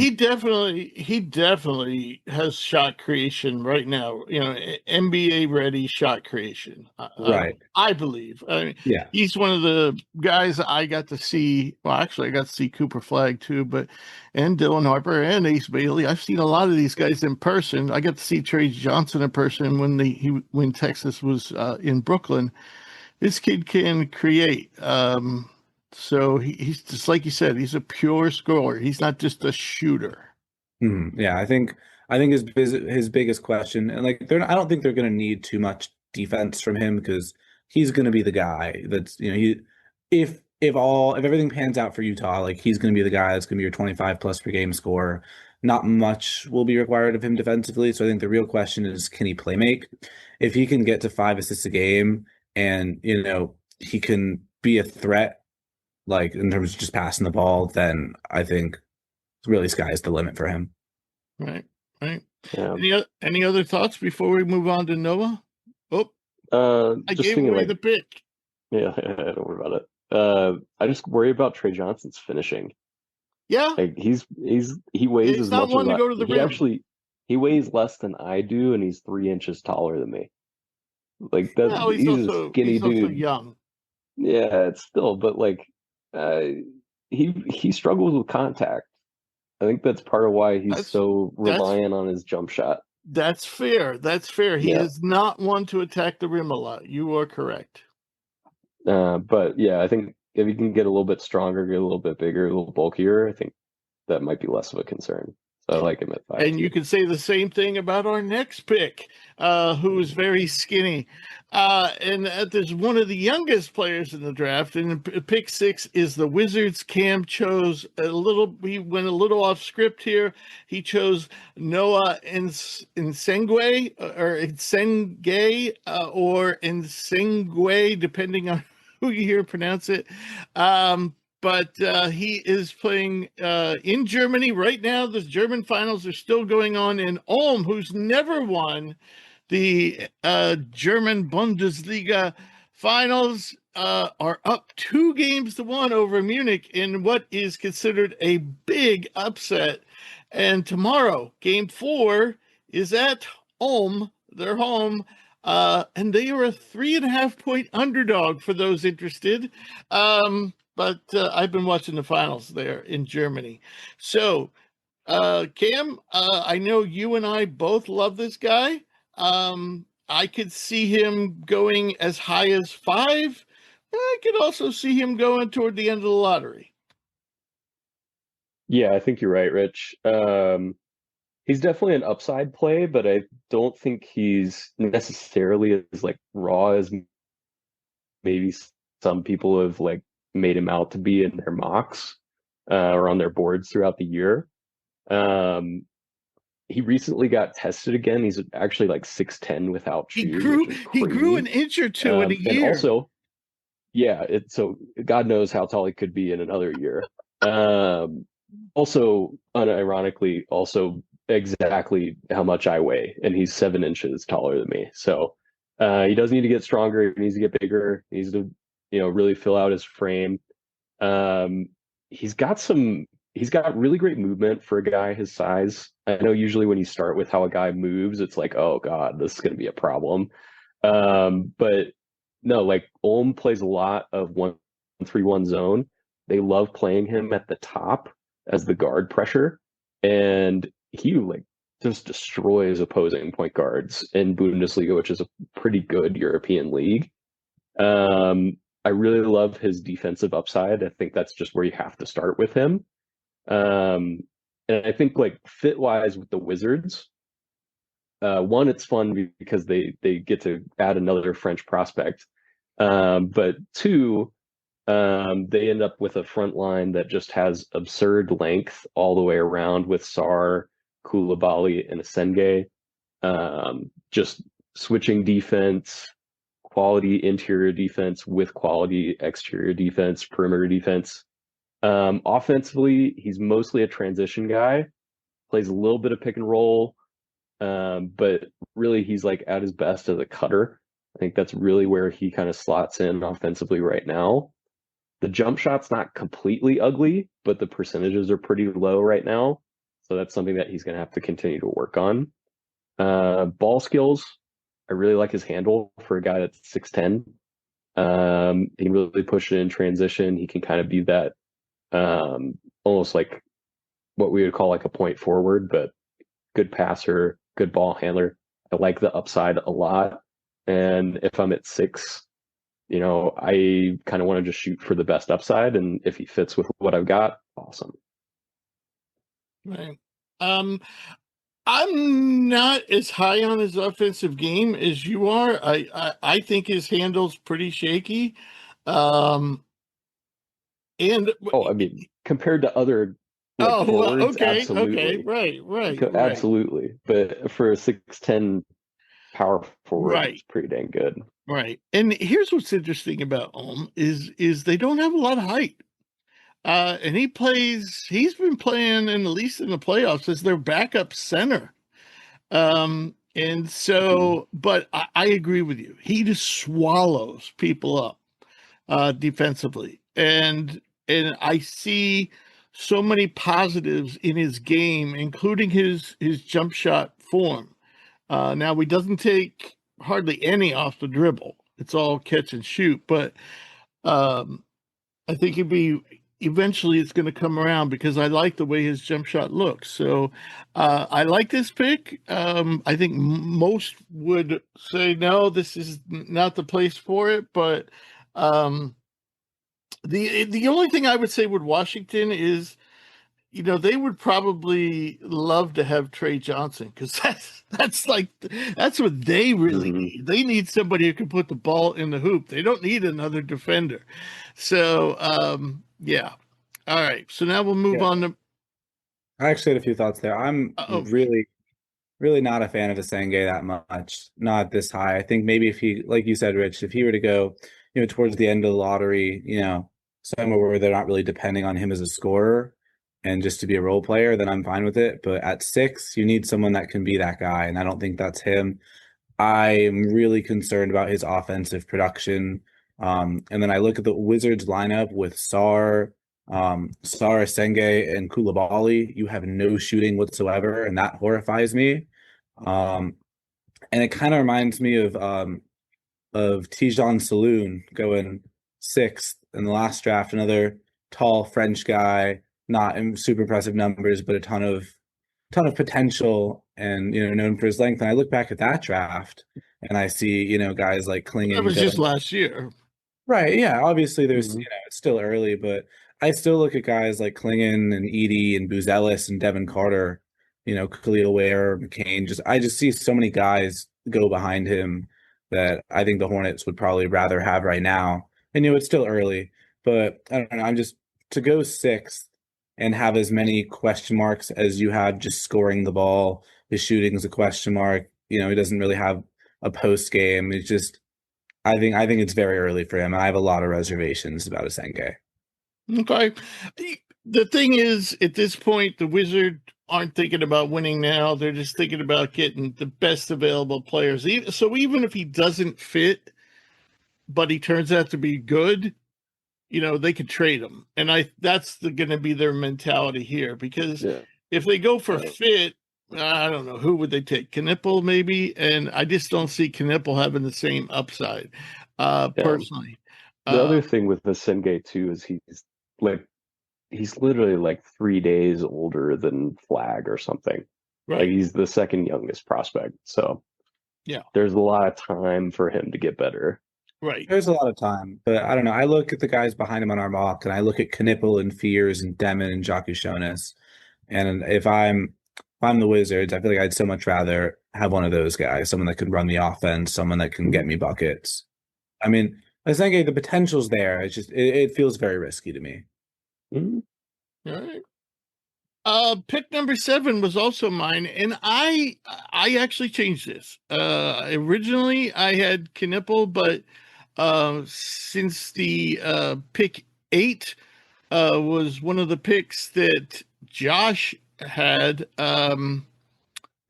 that basically was a group pick, I kind of flip flopped them around, and so. And the reason is the reason I initially had the Pelicans taking Knipple was because of basically Yves Missi, Zion Williamson. Where do you fit Malawach in that system there?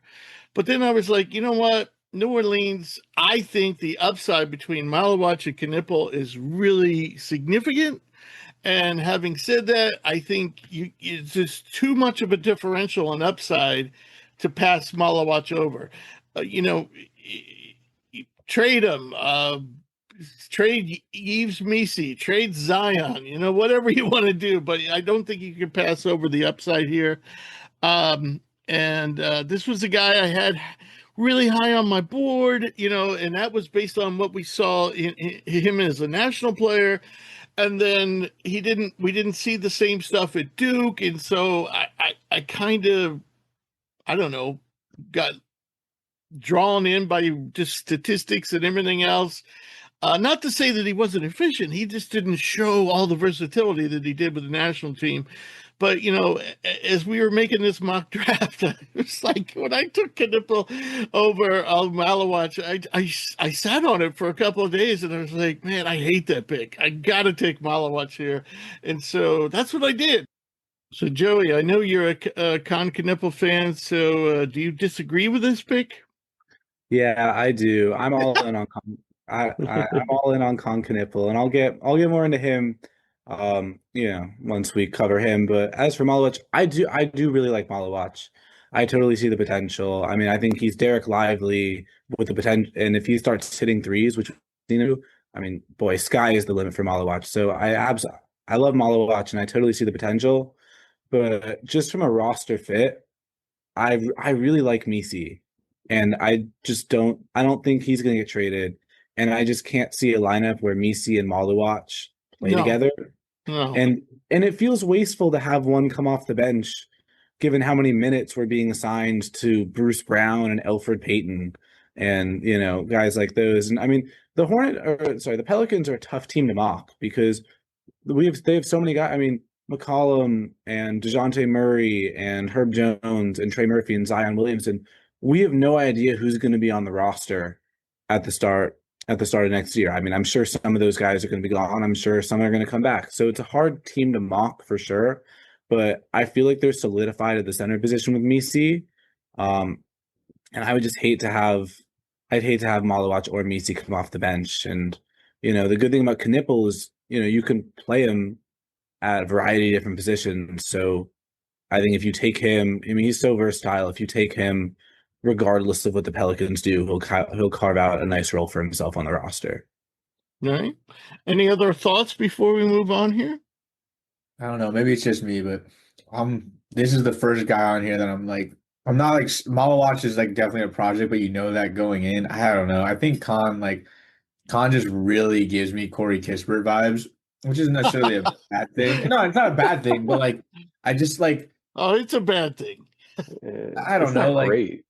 It's not. I don't know.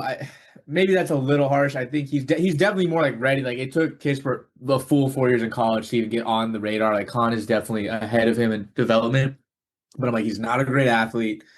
I don't know. I think he's a fine player, but I just don't look at Khan Knipple oh, this dude's a lock top 10 pick. This guy is no brainer. And to me, I think teams are going to hunt him on defense. And he's not going to be on overly stacked rosters at Duke. He's not going to necessarily have a Malawach and a Cooper Flag there to help him make up for deficiencies. He's not going to be playing in a weak ACC. I think he's just going to be a target for people on defense. And everything he does so many things. Again, it's in here the right way. I think there's a good total reality where he's just a mid-tier starter who can definitely stretch the floor. He's a ball mover who can knock down threes, and he never kills you, and you never go, damn, Con, why did you throw the ball away? Or damn, Con, why did you take a bad shot? But it's going to be damn, Con, you didn't really ever win us a game. You were never an all-star, and you were just a piece on a solid team. I don't know. I think it's definitely safe. I think just to counter your argument, and I agree with most of what you're saying, but I actually think he led the nation in plus minus. It was one of these two guys. It wasn't. It wasn't Cooper Flag. I would believe it's Con. I would say Con over Malawach if I had to say it was two. And again, he definitely plays the game the right way. It's I don't think Con's going to be a bust. I'm not saying he's going to be awful. He's out of the league. Corey Kispert's still sticking around. And still around. And it probably needs a change of scenery. But I just think going to a Nets team, Con strikes me the type of guy that needs to go to a more established franchise where he can go in, fill that role. He's going to have the right people around him. You go to a Nets team as this high of a pick, for better or for worse, the expectation is going to be you're going to come in, you're going to be a part of the solution. And I just don't you're going to be a big part of that. And I don't know if he's that type of guy that can do that. When I look at some of the guys we haven't talked about, it's some of these guys have higher upside than Con, in my opinion. And it's I just think out of all the guys we've talked about, he is the guy that probably is the safest outside of, again, a Cooper Flag, but is also the most liable to just turn into a guy on a team that's in the NBA for 10 years and he's a good shooter. And that's kind of, he bounces around 3-14 when it's all said and done. And that's what it is. For listeners, I'm with you there. For listeners, though, I want to clear things up. Drew jumped ahead because I didn't announce pick 8, and that was the Nets. And basically, what I want to explain here is I personally think if the Nets can get Malawach, they are jumping on it in a heartbeat. If they want to, they could. I think they could probably move Nick Claxton to the 4, though he'd probably create a shooting issue. But anyway, If I'm the Nets, I think they want Malawach here. They'd be really happy. They'd be like jumping for joy. I personally think for what they need and fit, the guy that's coming up is who I think I would rather see them take in terms Okay. of I think upside and the role that they need to fill. Can we move? On that note, can we move on to pick 9? Have we talked about these guys? I want to defend Knipple real quick. All right. I wanted to get one more hit on Malwatch too. I am all in on Knipple. I think it may take a few years, because he's not going to be a guy that's going to come in and average 20 a game. He's going to be a guy that's going to be like, not that his play style is similar to Derek White, but someone who's similar to Derek White in the sense that he's going to be a guy that does a lot of things for a really good team. Like, I feel like he kind of falls into the category of like I think he'd be a perfect fit on the Pacers, just a guy that kind of does everything. I think he's going to be one of the best shooters in the NBA, and I think his perimeter defense is solid. He's a guy who's going to get steals. He's going to be diving on the floor. He's going to make the right pass. And I think the quality that most impressed me was during March Madness, they let him handle the ball so much, and he was the playmaker, and he was running the pick and roll with Malawach, and I think he was facilitating in a way we haven't seen from him a lot in the season. He does so much. He's a great shooter. He can, he's tall. He can use his body to get to the basket. I think he's a really underrated ball handler and passer. I think he's a really solid perimeter defender. I don't think he'll ever be a 20-point per game guy, but I think this guy is going to be one of the best players on one of the best teams down the line. All right. Cam, your shot at Malawach? Well, I think the way that you were looking at it, Rich, is the right way. I think ultimately, if the Pelicans passed on a guy like Malawach here, who's really high on my board, they're missing out on so much potential.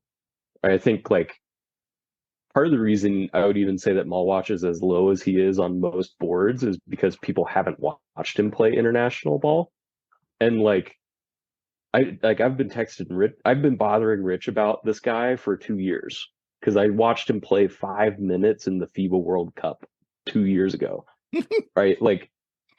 Literally, I love the potential that he's shown in other play areas, and Duke basically just or used even him in in the African Basketball League, whatever that's called. the BAL. Yeah. He was doing things like you don't see 7-footers do.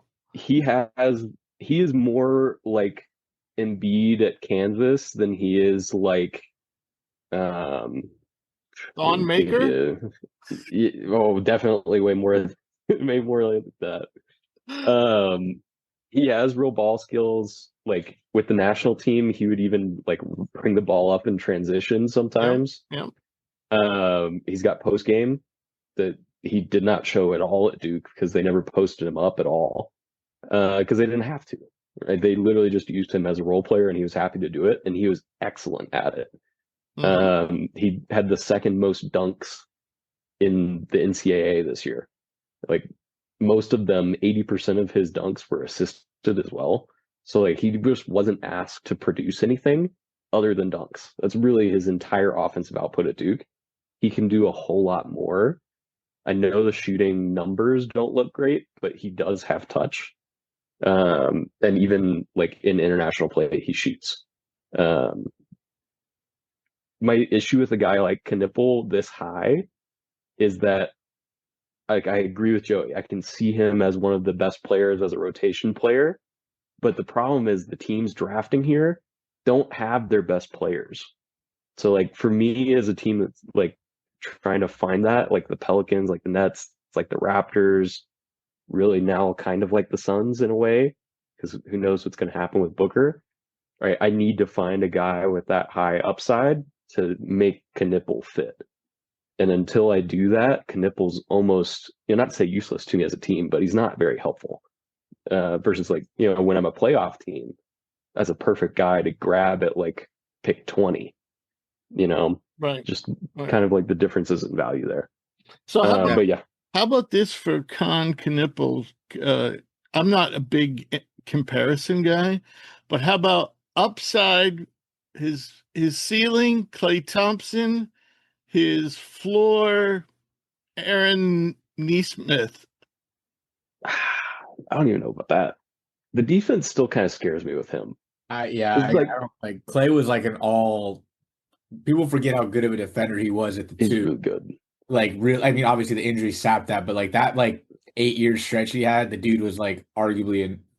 If there was a third team all defense, he's probably on it as a guard. Kind of, he was always like the first guard off, one of the first guards off. I don't think Khan's there at all. I just think realistically too, like it's a whole lot easier to look like a good defender statistically when you're on a team with Cooper Flag and Malawach. Get blown, and you get blown off the ball, Zion James too. Yeah, who's like if an you get blown dog. off. Okay, I've got these. Where are you gonna go? Yeah, they're not getting to the rim. They're not isolating. Like, oh no, I'm a few steps behind on this pin down screen. Somebody else is just gonna fly over and steal it. Like, I think like also too, like the spacing is just different in college. Yeah. Right? If you get beat hard on ball, help is there. Yeah. Right. There's nobody rotating out of the paint. Crowded. Yeah. The court is smaller, right? Like his foot speed is concerning to me. Like as a one-on-one defender, like he's great at using his strength. He's great at like using his positioning to stay in front and stay in plays with effort. But I just think like sheer tools, he's gonna struggle really hard. The NBA is just so much matchup hunting now. Like as much as it's not the best basketball to watch, like we see so many of these, wings and guards literally just sit there and run through screen after screen after screen to get the guy they want, and then they just have their way with you. Whether it's and I just think that that's where he's going to be targeted at. It's weird to say because like anyone who listens to the show, particularly on the college side, guys like Khan are always guys I love because they play hard, they do the right things. But I'm like, what the hell is this guy doing when Shea gets him on an island? Or like, Jalen Williams just rips and goes right to the rim. Like, how is he going to respond to that? And it's like playing hard is awesome, but at some point, man, he's not. I just don't know if he can do it night in and night out. Again, to be the 8th pick on a team that is so devoid of talent and has botched things over and over and over again. All right. So we're going to move on to pick 9, who Drew said should have gone pick 8 to the Nets. And Drew made this pick for the Raptors. So, Drew, I'm going to let you announce the pick. Yeah, with pick 9, I have the Raptors taking Jeremiah Fears. In my opinion, I think he's kind of right in that best player available. I think a couple guys we have right below him, I think, are in that mix as well. I really would have liked to see him at the Nets just because we've talked about, like, they don't have a point guard, really. I think his upside is just a lot higher. I think he's super dynamic. He's got to put some weight on. I think he can get hero ball oriented. I think someone that's been on the Oklahoma team where he kind of asserted himself in a good way as the best guy, but then he kind of forgot that, hey, it's a team game sometimes. I just looked like that last stretch of games he had, that 3-run stretch against Georgia, Kentucky, and UConn. I thought he was like, the shooting percentage against UConn wasn't great, but like that's kind of what they do. But like, man, he can create. I think he's explosive. He's not a great vertical athlete, which can be, in the NBA is always a little bit concerning. It's always nice to see when your guard can like get to the rim and finish kind of through anybody. But he's a good free throw shooter. He had a high free throw rate, so he was drawing that contact. He was really strong in terms of his change of pace and his isolation and pick and roll play, which again are two things that guards in the NBA have to be able to thrive in. Like you have to be able to take a guy off the dribble and at least get a paint touch out of it just to clap defenses and get the shooters going. And you have to be able to play in the pick and roll because it's just so heavy. And then he was a good slasher and finisher. Like I think he shot over 56% on his twos. He had a 64% scoring rate out of pick and roll last time I checked when I was looking at some of the numbers, which again is super NBA. Just that's like what the NBA is about. I'm a little worried that like when he's off the ball, is he super engaged? Like the maturity needs to develop, especially on defense, where it's like I think when he's on the ball, he's engaged, but I think he's liable to get back cut. I think he's liable to kind of fall asleep. And again, in the NBA, you're talking about shooters that need 1 second with a hand down for it to be wide open for them. So I'm a little bit worried there. But I just think that, you know, you got a 6'4", he's got the positional height. Again, he needs to put the weight on, but I think this is a guard that can like be the guard of the future for a team. And like Emmanuel Quickly, I think, who's listed as their starting point guard. I think he's 26, which isn't old, but I think we've kind of seen him cap out. Like we kind of know what he is. And I think Quickly is actually better as a shooter, almost kind of like a combo off guard than he is as the ball in his hands. Like the assist numbers look solid, but he shoots 42% for his career from the floor, but he shoots damn near 38% from three. So I think a guy like Fears can get other people going, has the upside to potentially be able to get his own shot more consistently. And I think, again, for me, I like him a little bit more than the other guys here. So I also just kind of default to him as probably the best player on the board, in my opinion, or right in that conversation. One thing I will say about Fears is, you know, typically I wouldn't be watching a lot of Oklahoma basketball. So I didn't really want to watch him. But I had to get a look at this guy. And I swear to God, every time I watched him, it wasn't one of his good games. I don't think I saw him play a good game, but of course, usually when I picked the game, it was usually against one of the better teams in the SEC. So it'd be interesting to look back to see how he did against the upper half of the SEC versus the lower half of the SEC. Any other thoughts on Jeremiah Fears? Yeah, I love Fears. I mean, I think his athleticism, his ability to finish is, I mean, as good as about as much as you could ask for from a lottery guard. And I mean, I watched him in that March Madness game, and I had Oklahoma in the bracket, so I was pulling for him, and he did not disappoint. He was fantastic in that game. My one concern with him, and this concern, I think, in my mind, is what could separate him from being a bust to being a superstar, is his 3-point shooting. Or really just his shooting off the dribble in general. I think he was shooting like 30%, maybe even less on the year. And I mean, if you're going to be a high volume guard with the ball in his hands, that's going to be a score first guard, you're going to have to be able to knock down a shot off the dribble.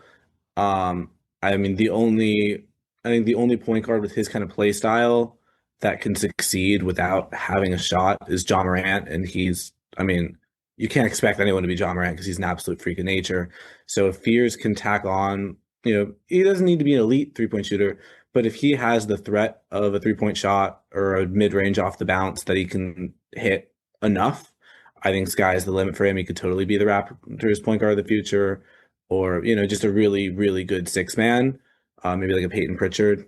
You know, not with the shooting, just in terms of that level of impact and production. But if the shot isn't falling, I think he could maybe be a bust, kind of like a Markelle Fultz situation. Granted, that was a little bit more extreme, but just in the sense of having that kind of guard where the shot is not falling, it's scary to me. Right. That's my fear. And he is the first player here to go who's under 6'4". So he's without shoes, 6'2.5". With shoes, he's probably 6'3.5". So, but without shoes is the measurements we always use, and so he's under 6'4". So I think that's one thing that, you know, nobody wants to draft a little guard usually unless he's particularly special. So a little lower on my board, but in mainly size. I think, you know, also, like I said, he wasn't super efficient this year. Like to see him be a little better playmaker, and like Joey said, like to see him be better shooter, but he is very young, one of the younger guys in this draft class. So we'll move on to pick 10, which was a collective pick, and that was the Suns. And this was interesting. What do you do here? Because the Suns really need, especially after the Durant trade, they really could use a 4, they really could use a 5.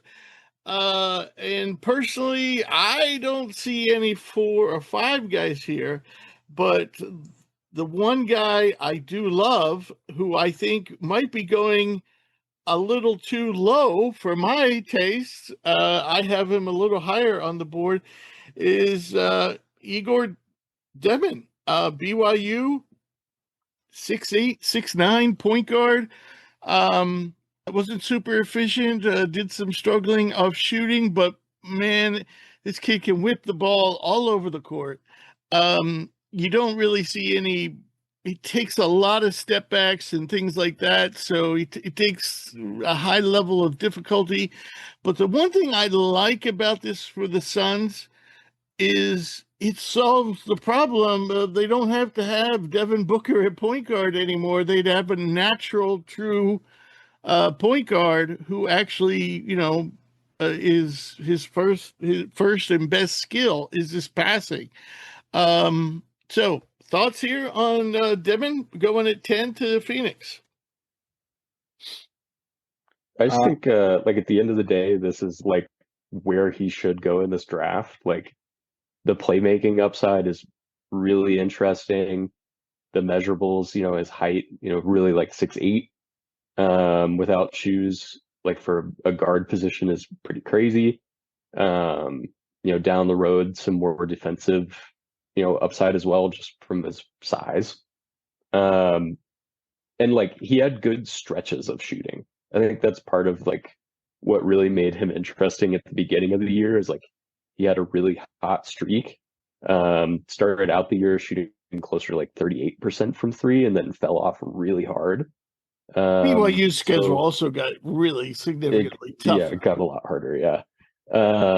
He also had like a little knee injury of some sort going on too that kind of knocked him out.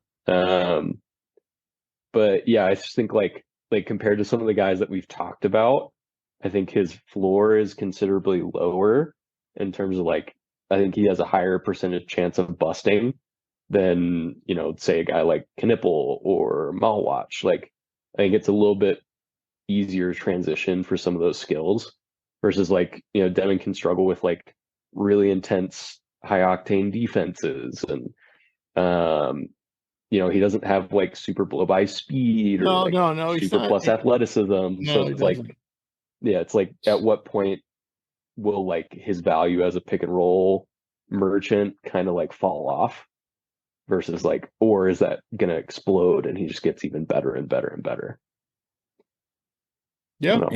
I mean, I really like Demon too. I feel like a lot of people's critiques of him are what I find after watching him are his strengths.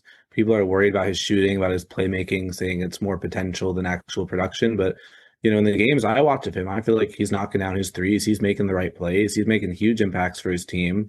I mean, he's so tall for his size and so lanky, and he's got the shot. He's got the passing. Like I feel like I don't see a world where he's not a solid offensive player, where he's not like a Josh Giddey caliber player. So I feel like he's a great pick here, especially for the Suns who desperately need a point guard.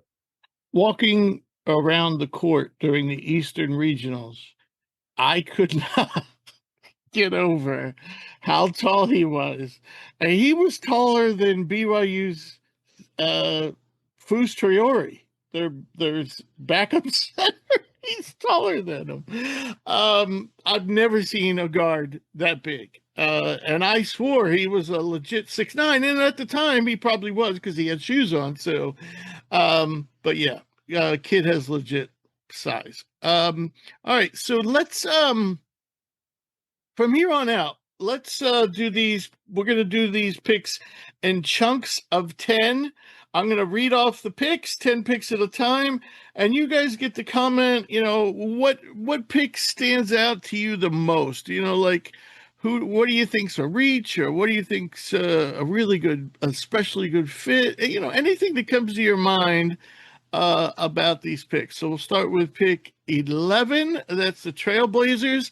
They take Kaspers Giakashonis, who has a very similar to game to Demon, but he's about 4 inches shorter. Another international player. Number 12, the Bulls select Derek Queen, the center from Maryland. Number 13, the Hawks take Asa Noel, the power forward from Georgia. Number 14, the Spurs take Carter Bryant, the forward from Arizona. Number 15, and this one was my pick. I had a tough time with this because I'm not really sure where to put this guy. And that's Colin Murray Boyles at 15. uh, goes to the Oklahoma City Thunder, thinking they could use a little more rebounding and girth up front. Number 16, Memphis takes Nick Clifford, the wing from Colorado State. Number 17, the Timberwolves take Danny Wolf from Michigan. Number 18, Rasheer Fleming goes to the Wizards. Uh, the power forward center from St. Joe's. And number 19, the pick is the Nets take Liam McNeely. This is one of many picks for the Knicks. Small forward from Connecticut. And lastly, number 20, Nolan Traore, the point guard from France, young guy, only 19, goes to the Heat at number 20. So I'll start off, and I'll tell you one thing. A couple of thoughts I see right here is I don't know if the Wizards are going to take two defensive-oriented forwards back-to-back. Because like we said, this team really, really needs scoring. So Fleming and Noah Sangi seem like kind of double dipping there. Little different players, but both really good athletes. Interesting thing about Fleming is he's not skinny. This kid is solid. I really like the Danny Wolf pick for the T-Wolves, just in case they lose Naz Reid. And the Murray Boyles pick, it makes sense to me, but man, I don't know. You look at his production and everything else, but I'm a little worried if his game translates to the NBA. But man, if you're a fan of college ball, this kid was one of the best out there this year. So, all right, Drew, what are your thoughts on picks 11 through 20? Let's pull it up here. Yeah, I mean, I think for the most part, we're pretty solid on like consensus here. I'm gonna give a shout out to my older guy, West Coast guy, Nick Clifford. Always guys like that to me just ooze value here. Like this, it's not like the same player, obviously. Like this is like he's gonna fit the role that I think a guy like Khan should. When I made that argument with Khan, is like a guy that's gonna like Neek's gonna come into a Grizzlies team and like no one's expecting him to come in and put up 25, 8 and 8 a game, but he's gonna come in and we know the defense is gonna translate. We know he knows how to play like high level basketball. I think he's just gonna be one of the better all around guys. I even think Cam put that in there actually now that I look at it, like all around guys. And for a team that I feel like has been like all over the place, like a couple years ago, we thought like, oh, is this the like start of a new dynasty? I think we might have thought they were kind of in the Thunder shoes in the sense that they had young Ja, Desmond was there, Jaren Jackson was a second. You're like, oh, they've got a potential big three forming. They got some picks coming down the pipe. He's a guy that I think provides some stability that they can just kind of put out there. There's no drama with him. He's gonna take care of everything he needs to do on the defensive end. He's gonna clear the glass, and then the biggest question is like I personally think of it in a positive light as the offensive development hit its highest here because eventually he evolved into a role where like he had to be the guy now. So I think he's only going to continue to develop and ascend there. I know some people might look at it's only 1 year of production and there's maybe a glass half full, glass half empty kind of conversation with him. I think he's going to get better offensively and maybe not better statistically, but more comfortable in the roles he needs to fill, knocking down open threes, making quick reads with the ball in his hand when he is on offense, when to attack, when to move it. I do like Danny Wolf. I think he's got that Naz Reid game of like that jumbo wing almost who like wants to put the ball on the deck and create. The turnovers scare me, and he's obviously not the athlete that Naz is, but at the 17th pick, it's almost like you get that discount brand version of it where like at a minimum you probably feel pretty confident he can fill that role. Nolan Traore is interesting. Like he's one of possibly like up there with the best pure playmaker in the class, but like it feels like everything else about that kid's a question. I mean, I remember not that long ago when he was coming in, he was a Gonzaga target and everyone was super high on him. And then now it's, as that hype has kind of died down, it's like, are you just getting like a guy who can play make but leaves a lot of other question marks? And then I think the one guy that I'm not super high on, I just don't know where Derek Queen fits in today's. I'm just not a super big Derek Queen guy. I mean, the Bulls can probably take the bit of a swing as they're kind of now finally committing to a rebuild. But like I just think like we've spent so much time like passing up on more traditional centers who like to play within like the paint and play within, inside the arc, and definitely have some playmaking upside. But like, I don't know, man. I just think that there's a world where I don't know, like the 12th pick, like is he a starting center on a really good NBA team? I don't know. That one is it's tough. I think the raw production is great, but how many guys have we seen that we passed up on in past mocks we've done that played that position that had outstanding production, but we just passed on because they didn't stretch the floor. They weren't super great athletes. He is an older freshman. He's just a question mark for me. Yeah, I agree. Too early for me to take Queen. One thing I want to add about Nate Clifford, because we didn't talk about the Desmond Bane trade, but of course Desmond Bane got traded to Orlando. Orlando now, Cam, I don't know if you know this, but Orlando doesn't have now, as a result of that Desmond Bane trade, they don't have a first round pick till the year 2086. That's crazy. How many Big first bet. rounders did they give up in that trade? Way more than the Rockets gave up for KD. Yeah, that's for sure. So Cam, what are your thoughts on these picks 11 through 20? Jockey Shonis is a guy. I'm going to be negative. You guys were bringing a lot of positive points to the table here. Jockey Shonis is a guy that just keeps going down my board a little bit more every day. Like even at this point, just before the draft, I think, when you look at him on paper, he's a little bit more enticing than I think when you really watch him in game. I really am concerned about his ability to create outside of pick and roll. Granted, that's the number one thing that you're drafting him for, but like, you're not going to run a ton of pick and roll for probably your second, third, fourth, fifth best offensive creator. So worry about him a little bit at 11. I would probably like to see him move down realistically, but I think that's about where he's going to go. I'm starting to come around on Queen just to bring a little bit of positivity. Granted, defensively, I think it could be an absolute disaster, but I think we are starting to see more sort of playmaking bigs come back into the game just because teams want to have guys that can dribble and pass at the very least if they can't shoot. Ace Newell, I'm a little bit lower on. I just would like to see more production from him at Georgia, especially given like that team wasn't that great. So like he could have had a bigger opportunity to like really produce offensively than what he did. The guy that's like the biggest, like, I don't get it prospect is Carter Bryant for me. Like, I know defensively, sure, yes, he's absolutely got a place because he is a really engaged defender. He's got a lot of tools, but like offensively, outside of shooting wide open threes, I don't know what he does Not at nothing all. yet. Like Nothing yet. And again, like go back to Patrick Williams, like we go out and like sell ourselves on these guys with measurables and And positional interestingly, need. Carter Bryant has a big.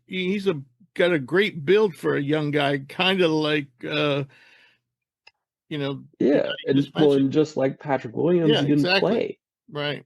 So it's like why am I gonna invest in you like you're the next Aaron Gordon if you don't play? Yeah, like on your college team. I just don't see it with him. I feel like I would like to see him go more into like the 20s, kind of like where Trey Ore is, maybe even end of the first round. But yeah, I still think, Colin Murray Boyles too, just to hop on the piggyback with him, but like the idea that the Thunder are going to just add a guy like that to their roster next year is just absurd to me.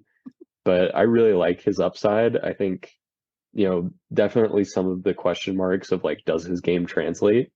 But I do like his upside in terms of like, we've seen guys like Jeremy Sohan that came into the league more limited, that have expanded their game. I really like his playmaking and the fact that he can handle at his size. Granted he's a smaller forward, but to be able to rebound at the level that he does, to be able to pass at the level he does, and be able to handle the ball a little bit as well, I think he could turn into something pretty special if he gets into the right situation, the right development team. So those are Charles some of the guys I Barkley? definitely want to highlight. Charles Barkley? Freak. Yeah, he's a freak. No, I'm saying could Murray Boyles be Charles Barkley? I can't say that, but he is a freak. Charles Barkley's one of one. There is no Charles We Barkley. tried to make, well, not us, but the basketball community tried to make Zion and Barkley a thing, and we saw how that turned out. So gonna stay away from that one. All that he really inherited from Barkley was the body and the amount of time in strip clubs. That's about it. Yeah. But I do agree with Cam. I think that's insane value for it. I mean, we're also forgetting that they also have Tovich is, they have the number 12 pick from last year's draft just sitting in the wings waiting as well. Chilling. Like they're about to add Chilling. in paper, they're gonna add those two guys to a core. That's crazy. Joey, what are your thoughts on picks 11 through 20? Yeah, I won't cover everyone, but some of the highlights. I really like Jockey Shonas. I see a little bit of Halliburton in him. I love his playmaking. I like his handle. I think he's got a really good shot.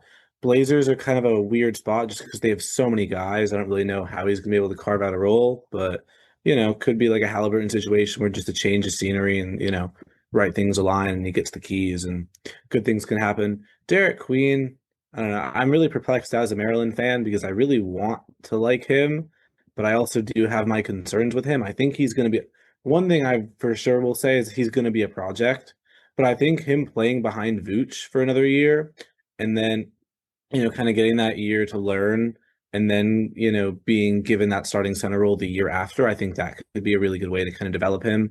And the Bulls are young, they're not trying to win now. So I think it's a good fit. They get their center of the future because they already have Giddey, White, Uzelis, and some of those pieces. I'm really in on Carter Bryant. I don't know about this early, but I just don't see a world where he's not an efficient role player. I'm kind of immediately low on these people that are, they don't have much of an offensive. They can't create many shots. They're not great shooters, but they're so athletic. But I've been watching Carter Bryant, and no, he's athletic and defensive enough. Oh, he's the right. body, the athleticism's there. Yeah. It's just, does he have the ability to do anything other than catch and shoot? Right. And usually I'm down on those guys, but watching the Nuggets has kind of helped me because I've seen guys like Christian Brown and Peyton Watson that didn't really have much offensive games get better. And, they started out as just energy guys, defensive players, especially I see parallels with Peyton Watson in his shot blocking and just pure athleticism and dunking ability and whatnot. And, we see them get better and better. And if Carter Bryant can get to like 37% from three, like he's going to be a really useful player. And then Murray Boyles perplexes me because a similar thing. I'm like, he's 6'7", plays in the post and can't shoot threes. That was my first thought scouting him. I'm like, what is he gonna do? But then I started watching his tape, and I was so frustrated because I'm like, I don't know if it's gonna translate to the NBA, him being 6'7" and being a post player, but boy was he an excellent scorer and just so fun to watch and such a great post game and great playmaker, and defender too. Like it's so frustrating when you see guys with the perfect play style. Like if he was 6'11", I think he could be I think he could be like a top 7 pick. But because he's 6'7", I think the 3-point shot, he's got to get it up. I think that so many of these guys is just, can they develop the three? Because that's what the NBA is these days. Murray Boyles develops that three, and he can play the 4 and space the court. Absolutely, I think he could be a great player. And the Thunder, of course, can take that risk.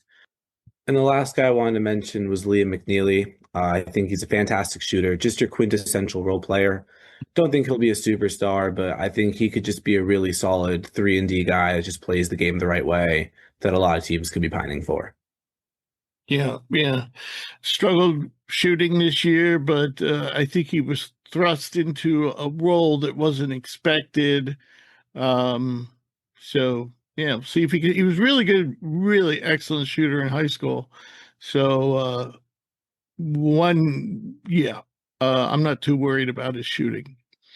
All right, so picks 21 through 30. We'll start off. The Jazz have pick 21. We have Will Riley, small forward from Illinois. Pick 22. The Hawks pick again Jace Richardson, point guard or combo guard, really, out of Michigan State. Pick 23. The Pels pick again, and they go with Drake Powell, the athletic wing out of North Carolina. Pick 24. We have center Thomas Sorber out of Georgetown going to the Thunder, so they get another first-round pick. The Magic are on the board. Pick 25, they take Walter Clayton, the Match Madness superstar, another combo guard. Number 26, the Nets pick again, and they take small forward Cedric Coward from Washington State. Pick 27, it's a back-to-back. And that's the Nets, and they take Ben Saraf from Ulm, and another player from right upon Ulm, and he is a point guard, big point guard, 6'6". At pick 28, we have Adu Thiero, the small forward / wing from Arkansas. Pick 29, we have Hansen Yang, the center from China, going to the Suns. And then at pick 30, the Clippers also take a center, Jean Berenger, French national, playing in the Adriatic League this year. And he goes number 30 to the Clippers. I'll give my thoughts quickly. I really like Drake Powell for the Pelicans at 23. Very athletic, super athletic. The Thunder can afford to take a risk on Sorber as their center for the future. He's currently hurt, hadn't been able to work out. He missed the last third of the college season and still not ready to foot surgery, so he's still not ready. Maybe he doesn't even play this year, but Thunder have that luxury. One thing I want to say about Ben Saraf, who went crazy the other night in the German League finals. I like him better than Nolan Traore. I would take Ben Saraf over Nolan Traore. Not as athletic, but he's bigger. And the kid has a nice combination of cockiness and toughness. And, and both guards have the same problem. Saraf is a lefty, so he favors going left all the time. And Traore's a righty, and he favors going right all the time. They're so damn predictable, but I don't know. I always like big point guards. I always fall in love with big point guards. And I favor, even though Traore's a little more athletic, I like Saraf's size. I like his shot better. I like his game better. It seems more cerebral. And man, he made a left-handed pass the other day. He was almost out of bounds on the left side, and he just whipped this thing like a fastball across the court to a wide open shooter in the opposite corner and went down. And it wasn't for Saraf, they don't win that game. And Justine Jessup, too, Golden State Warrior, Drew, played very well for Ulm in that game. And he's still eligible to join the Warriors. He was a draft pick a couple of years ago. They never signed him. So, gentlemen, we'll start with you, Cam. What are your thoughts here? What picks do you like? What picks do you don't like? Who's a great fit? What are you thinking? I really like Walter Clayton for the Magic. I think make up some of that guard depth that they've moved on from with the Bane trade. Dude can really shoot it. I think that's his NBA skill is, he can shoot it off the bounce. He can shoot it off the catch. He can shoot it from deep. He can shoot it out of pick and roll. He is just ready to shoot it. Outside of that, I'm not sure how much he gives you, but at 25, I think you're happy to get one of the better shooters in the draft. Just like you, I love Saraf. The more I watch him, the more I like him. The first time I watched him, I was like, I don't necessarily see it. But then I saw... I was the same way. Yeah, I like because you catch him on an off game and it's like, what does this guy do? Yeah. But when he's really like involved and he's playing more pick and roll, you really start to see the things that he does well. I also got to see some of his international tape from the Israeli team, Oh, he was and the he's MVP their of the best. under Yeah, 18 last year. yeah, he was their best under 18 player. And I think like when he is truly like the primary option, you see more of his slashing skills. Like I would even say he's probably a little bit more athletic than Traore in terms of like his vertical pop. Yes, Maybe not yes. end to end Traore speed, doesn't but have a lot of vertical pop, and he really struggles at the rim. yeah. I think there's an argument between Serif and Jakushonis of like who you really want to I bet was on if you thinking like a that as you passing were guard. talking. I was thinking that. He's actually a big guard, and like if the shooting comes along for him, because that's a little bit of a development area for him, like he's way more comfortable mid-range. But if he can really develop that three, I think he becomes a very interesting player. But I think like as is, he's like a nice wing to add for depth. Another guy I like Yang a lot. I like Hanson Yang. I think to get a guy his size, with the ball skills that he does have, just even now, is rare. Um, I think defensively, he's got some pretty high upside. We've seen these bigger centers go higher in the past couple of years than, maybe they've kind of fallen out of favor recently. But I think, his passing chops, I really like where he could go offensively. Also, a fun fact with him, his birthday is basically the night of the draft. So, Mhm. he's turning 20. He's a really young 20-year-old in the draft. Let's see. Cedric Coward's just been really hard for me to narrow down on like where exactly I want him on my board. I think at 26 for the Nets, I think that's a really good spot for him. He could go a little bit higher. I would maybe think about him at 21. Um, the wingspan is ridiculous for a guy that does have some guard skills. The more I see of his jump shot, the more I like it. The efficiency is not completely there. It's a little bit fake because of the games played, but you gotta like the upside from him. Like if he can really hit, he could be a really, really good player. Kind of reminds me like right now of like a Chris Dunn, where it's like excellent defensive impact, little bit of guard skills, but needs to get better at that end to be like a real like primary point guard.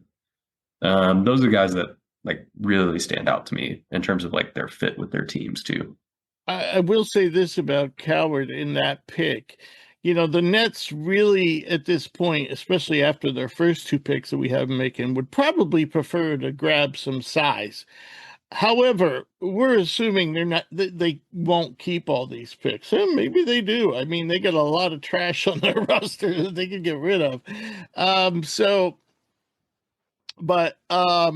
Yeah, so it's a good value pick based on the collective opinion, and maybe they trade this pick. Otherwise, I don't know. I think they might go for like a Maxi Renault personally, but yeah.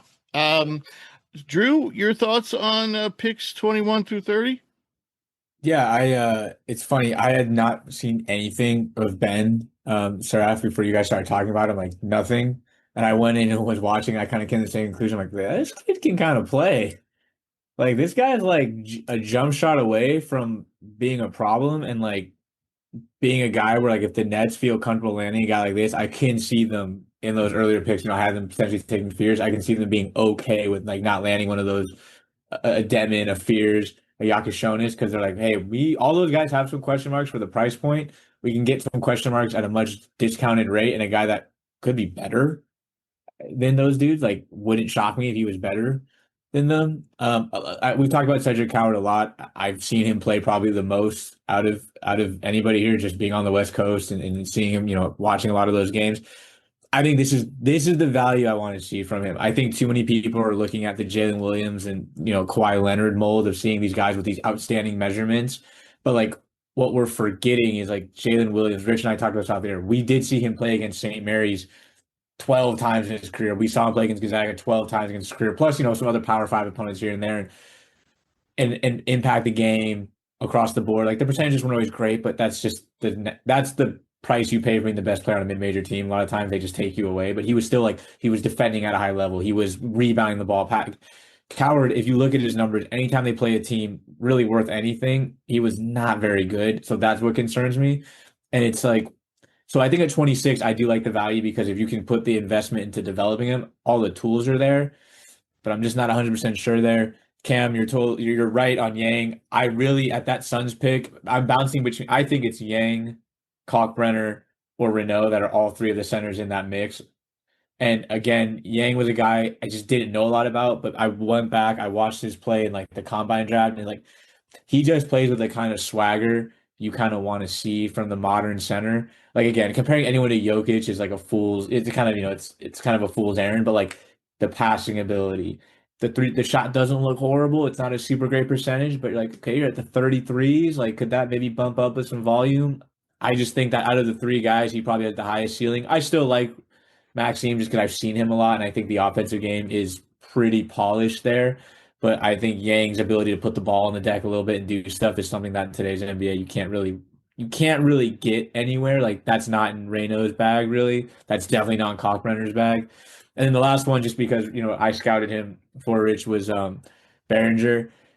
He's super interesting. Like I don't have necessarily an issue with the pick because he's the last pick of the first round, but man, I think this guy's got some pretty. I think there's like a pretty high bust potential here, and just like he never really turns in anything because I think from a basketball standpoint, like an actual basketball skill standpoint, there's almost nothing to really like at all. Like from what I saw, the games I watched, like he's out there just doing a lot of running and jumping. Now he's better at running and jumping than everyone on the court by such a wide margin that like you're like, wow, that was a really impressive block. But Makes up for a lot of the lack of yeah, skill. I mean, dude, there were a couple of layups he had where like he gets to the tip of the rim. No one's even jumping with him because they can't, and he like completely whiffs the layup, or it's too much on it, and he just like it's too much force. I'm like, dude, he can't. He doesn't shoot. He's not a good free throw shooter.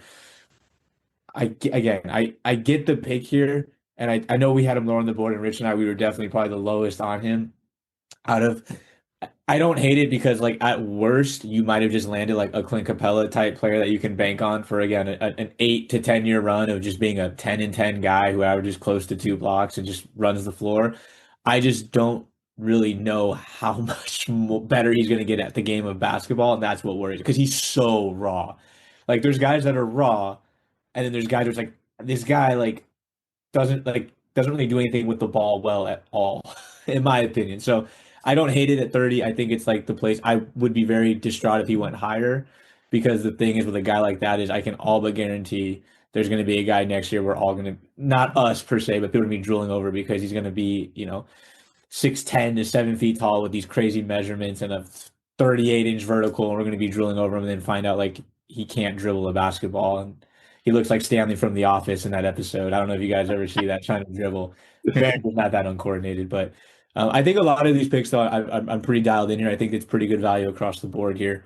The Hawks taking Jace Richardson. I like Jace. I mean, it's another really small guard, so we'll see where that goes. Like you're led by a very small guard, but I like Jace Richardson. I do think he should have came back though, personally, but no major complaints here. Joey? Yeah, a few things I wanted to mention. Will Riley. I really like Will Riley. He's just a guy. He has a great build. He does a little bit of everything. I just don't love the fit with the Jazz just because they have so many role player forward types that it feels a little redundant for them. I'd love to see him. I kind of hope he slides a little bit so he can end up on maybe more of a contender. Like I would love to see him on like the Celtics or the Clippers or the Thunder. I don't know how much he'll play on, one of those teams, but he's just going to be a really solid role player in the NBA. Jace Richardson, I feel like it's more of I feel like it's kind of a gamble here. I really like Jace, but his shooting needs to get a little better, and he was shorter than I didn't really. He was listed at 6'3" at the start of the year, and now it comes out he's only 6 foot. So that's a really big concern for sure. But the Hawks, I mean, they have struggled for so long to find a guard that you can put in after, when Trey's on the bench that can get you a bucket of guard off the bench.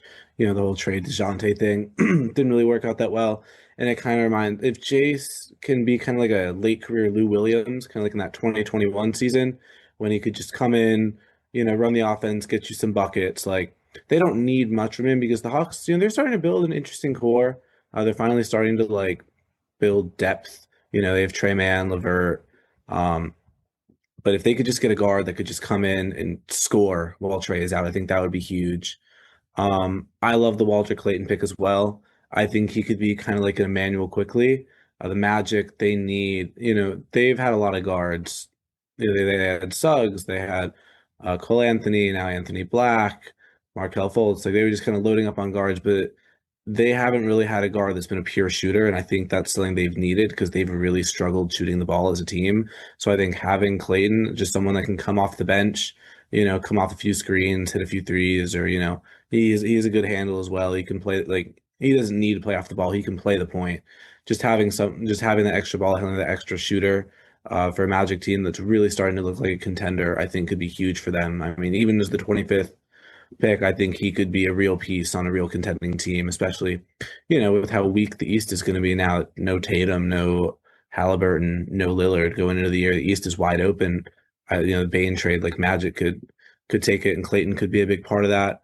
And then last guy I want to mention is Hanson Yang. I think this might be one of the most low floor, high ceiling players in the draft. Actually, no, I take that back. If he can pass and he can put the ball on the floor and he has a shot, and if you're going to do that at 7'1", you're going to find a place in the NBA. How much is all of that going to develop? How much is his scoring going to develop?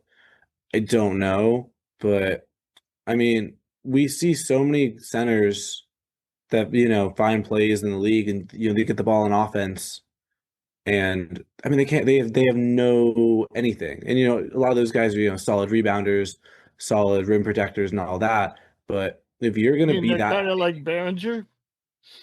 Yeah, or That's what I'm thinking, Behringer is. It's like, what else is he going to do, though?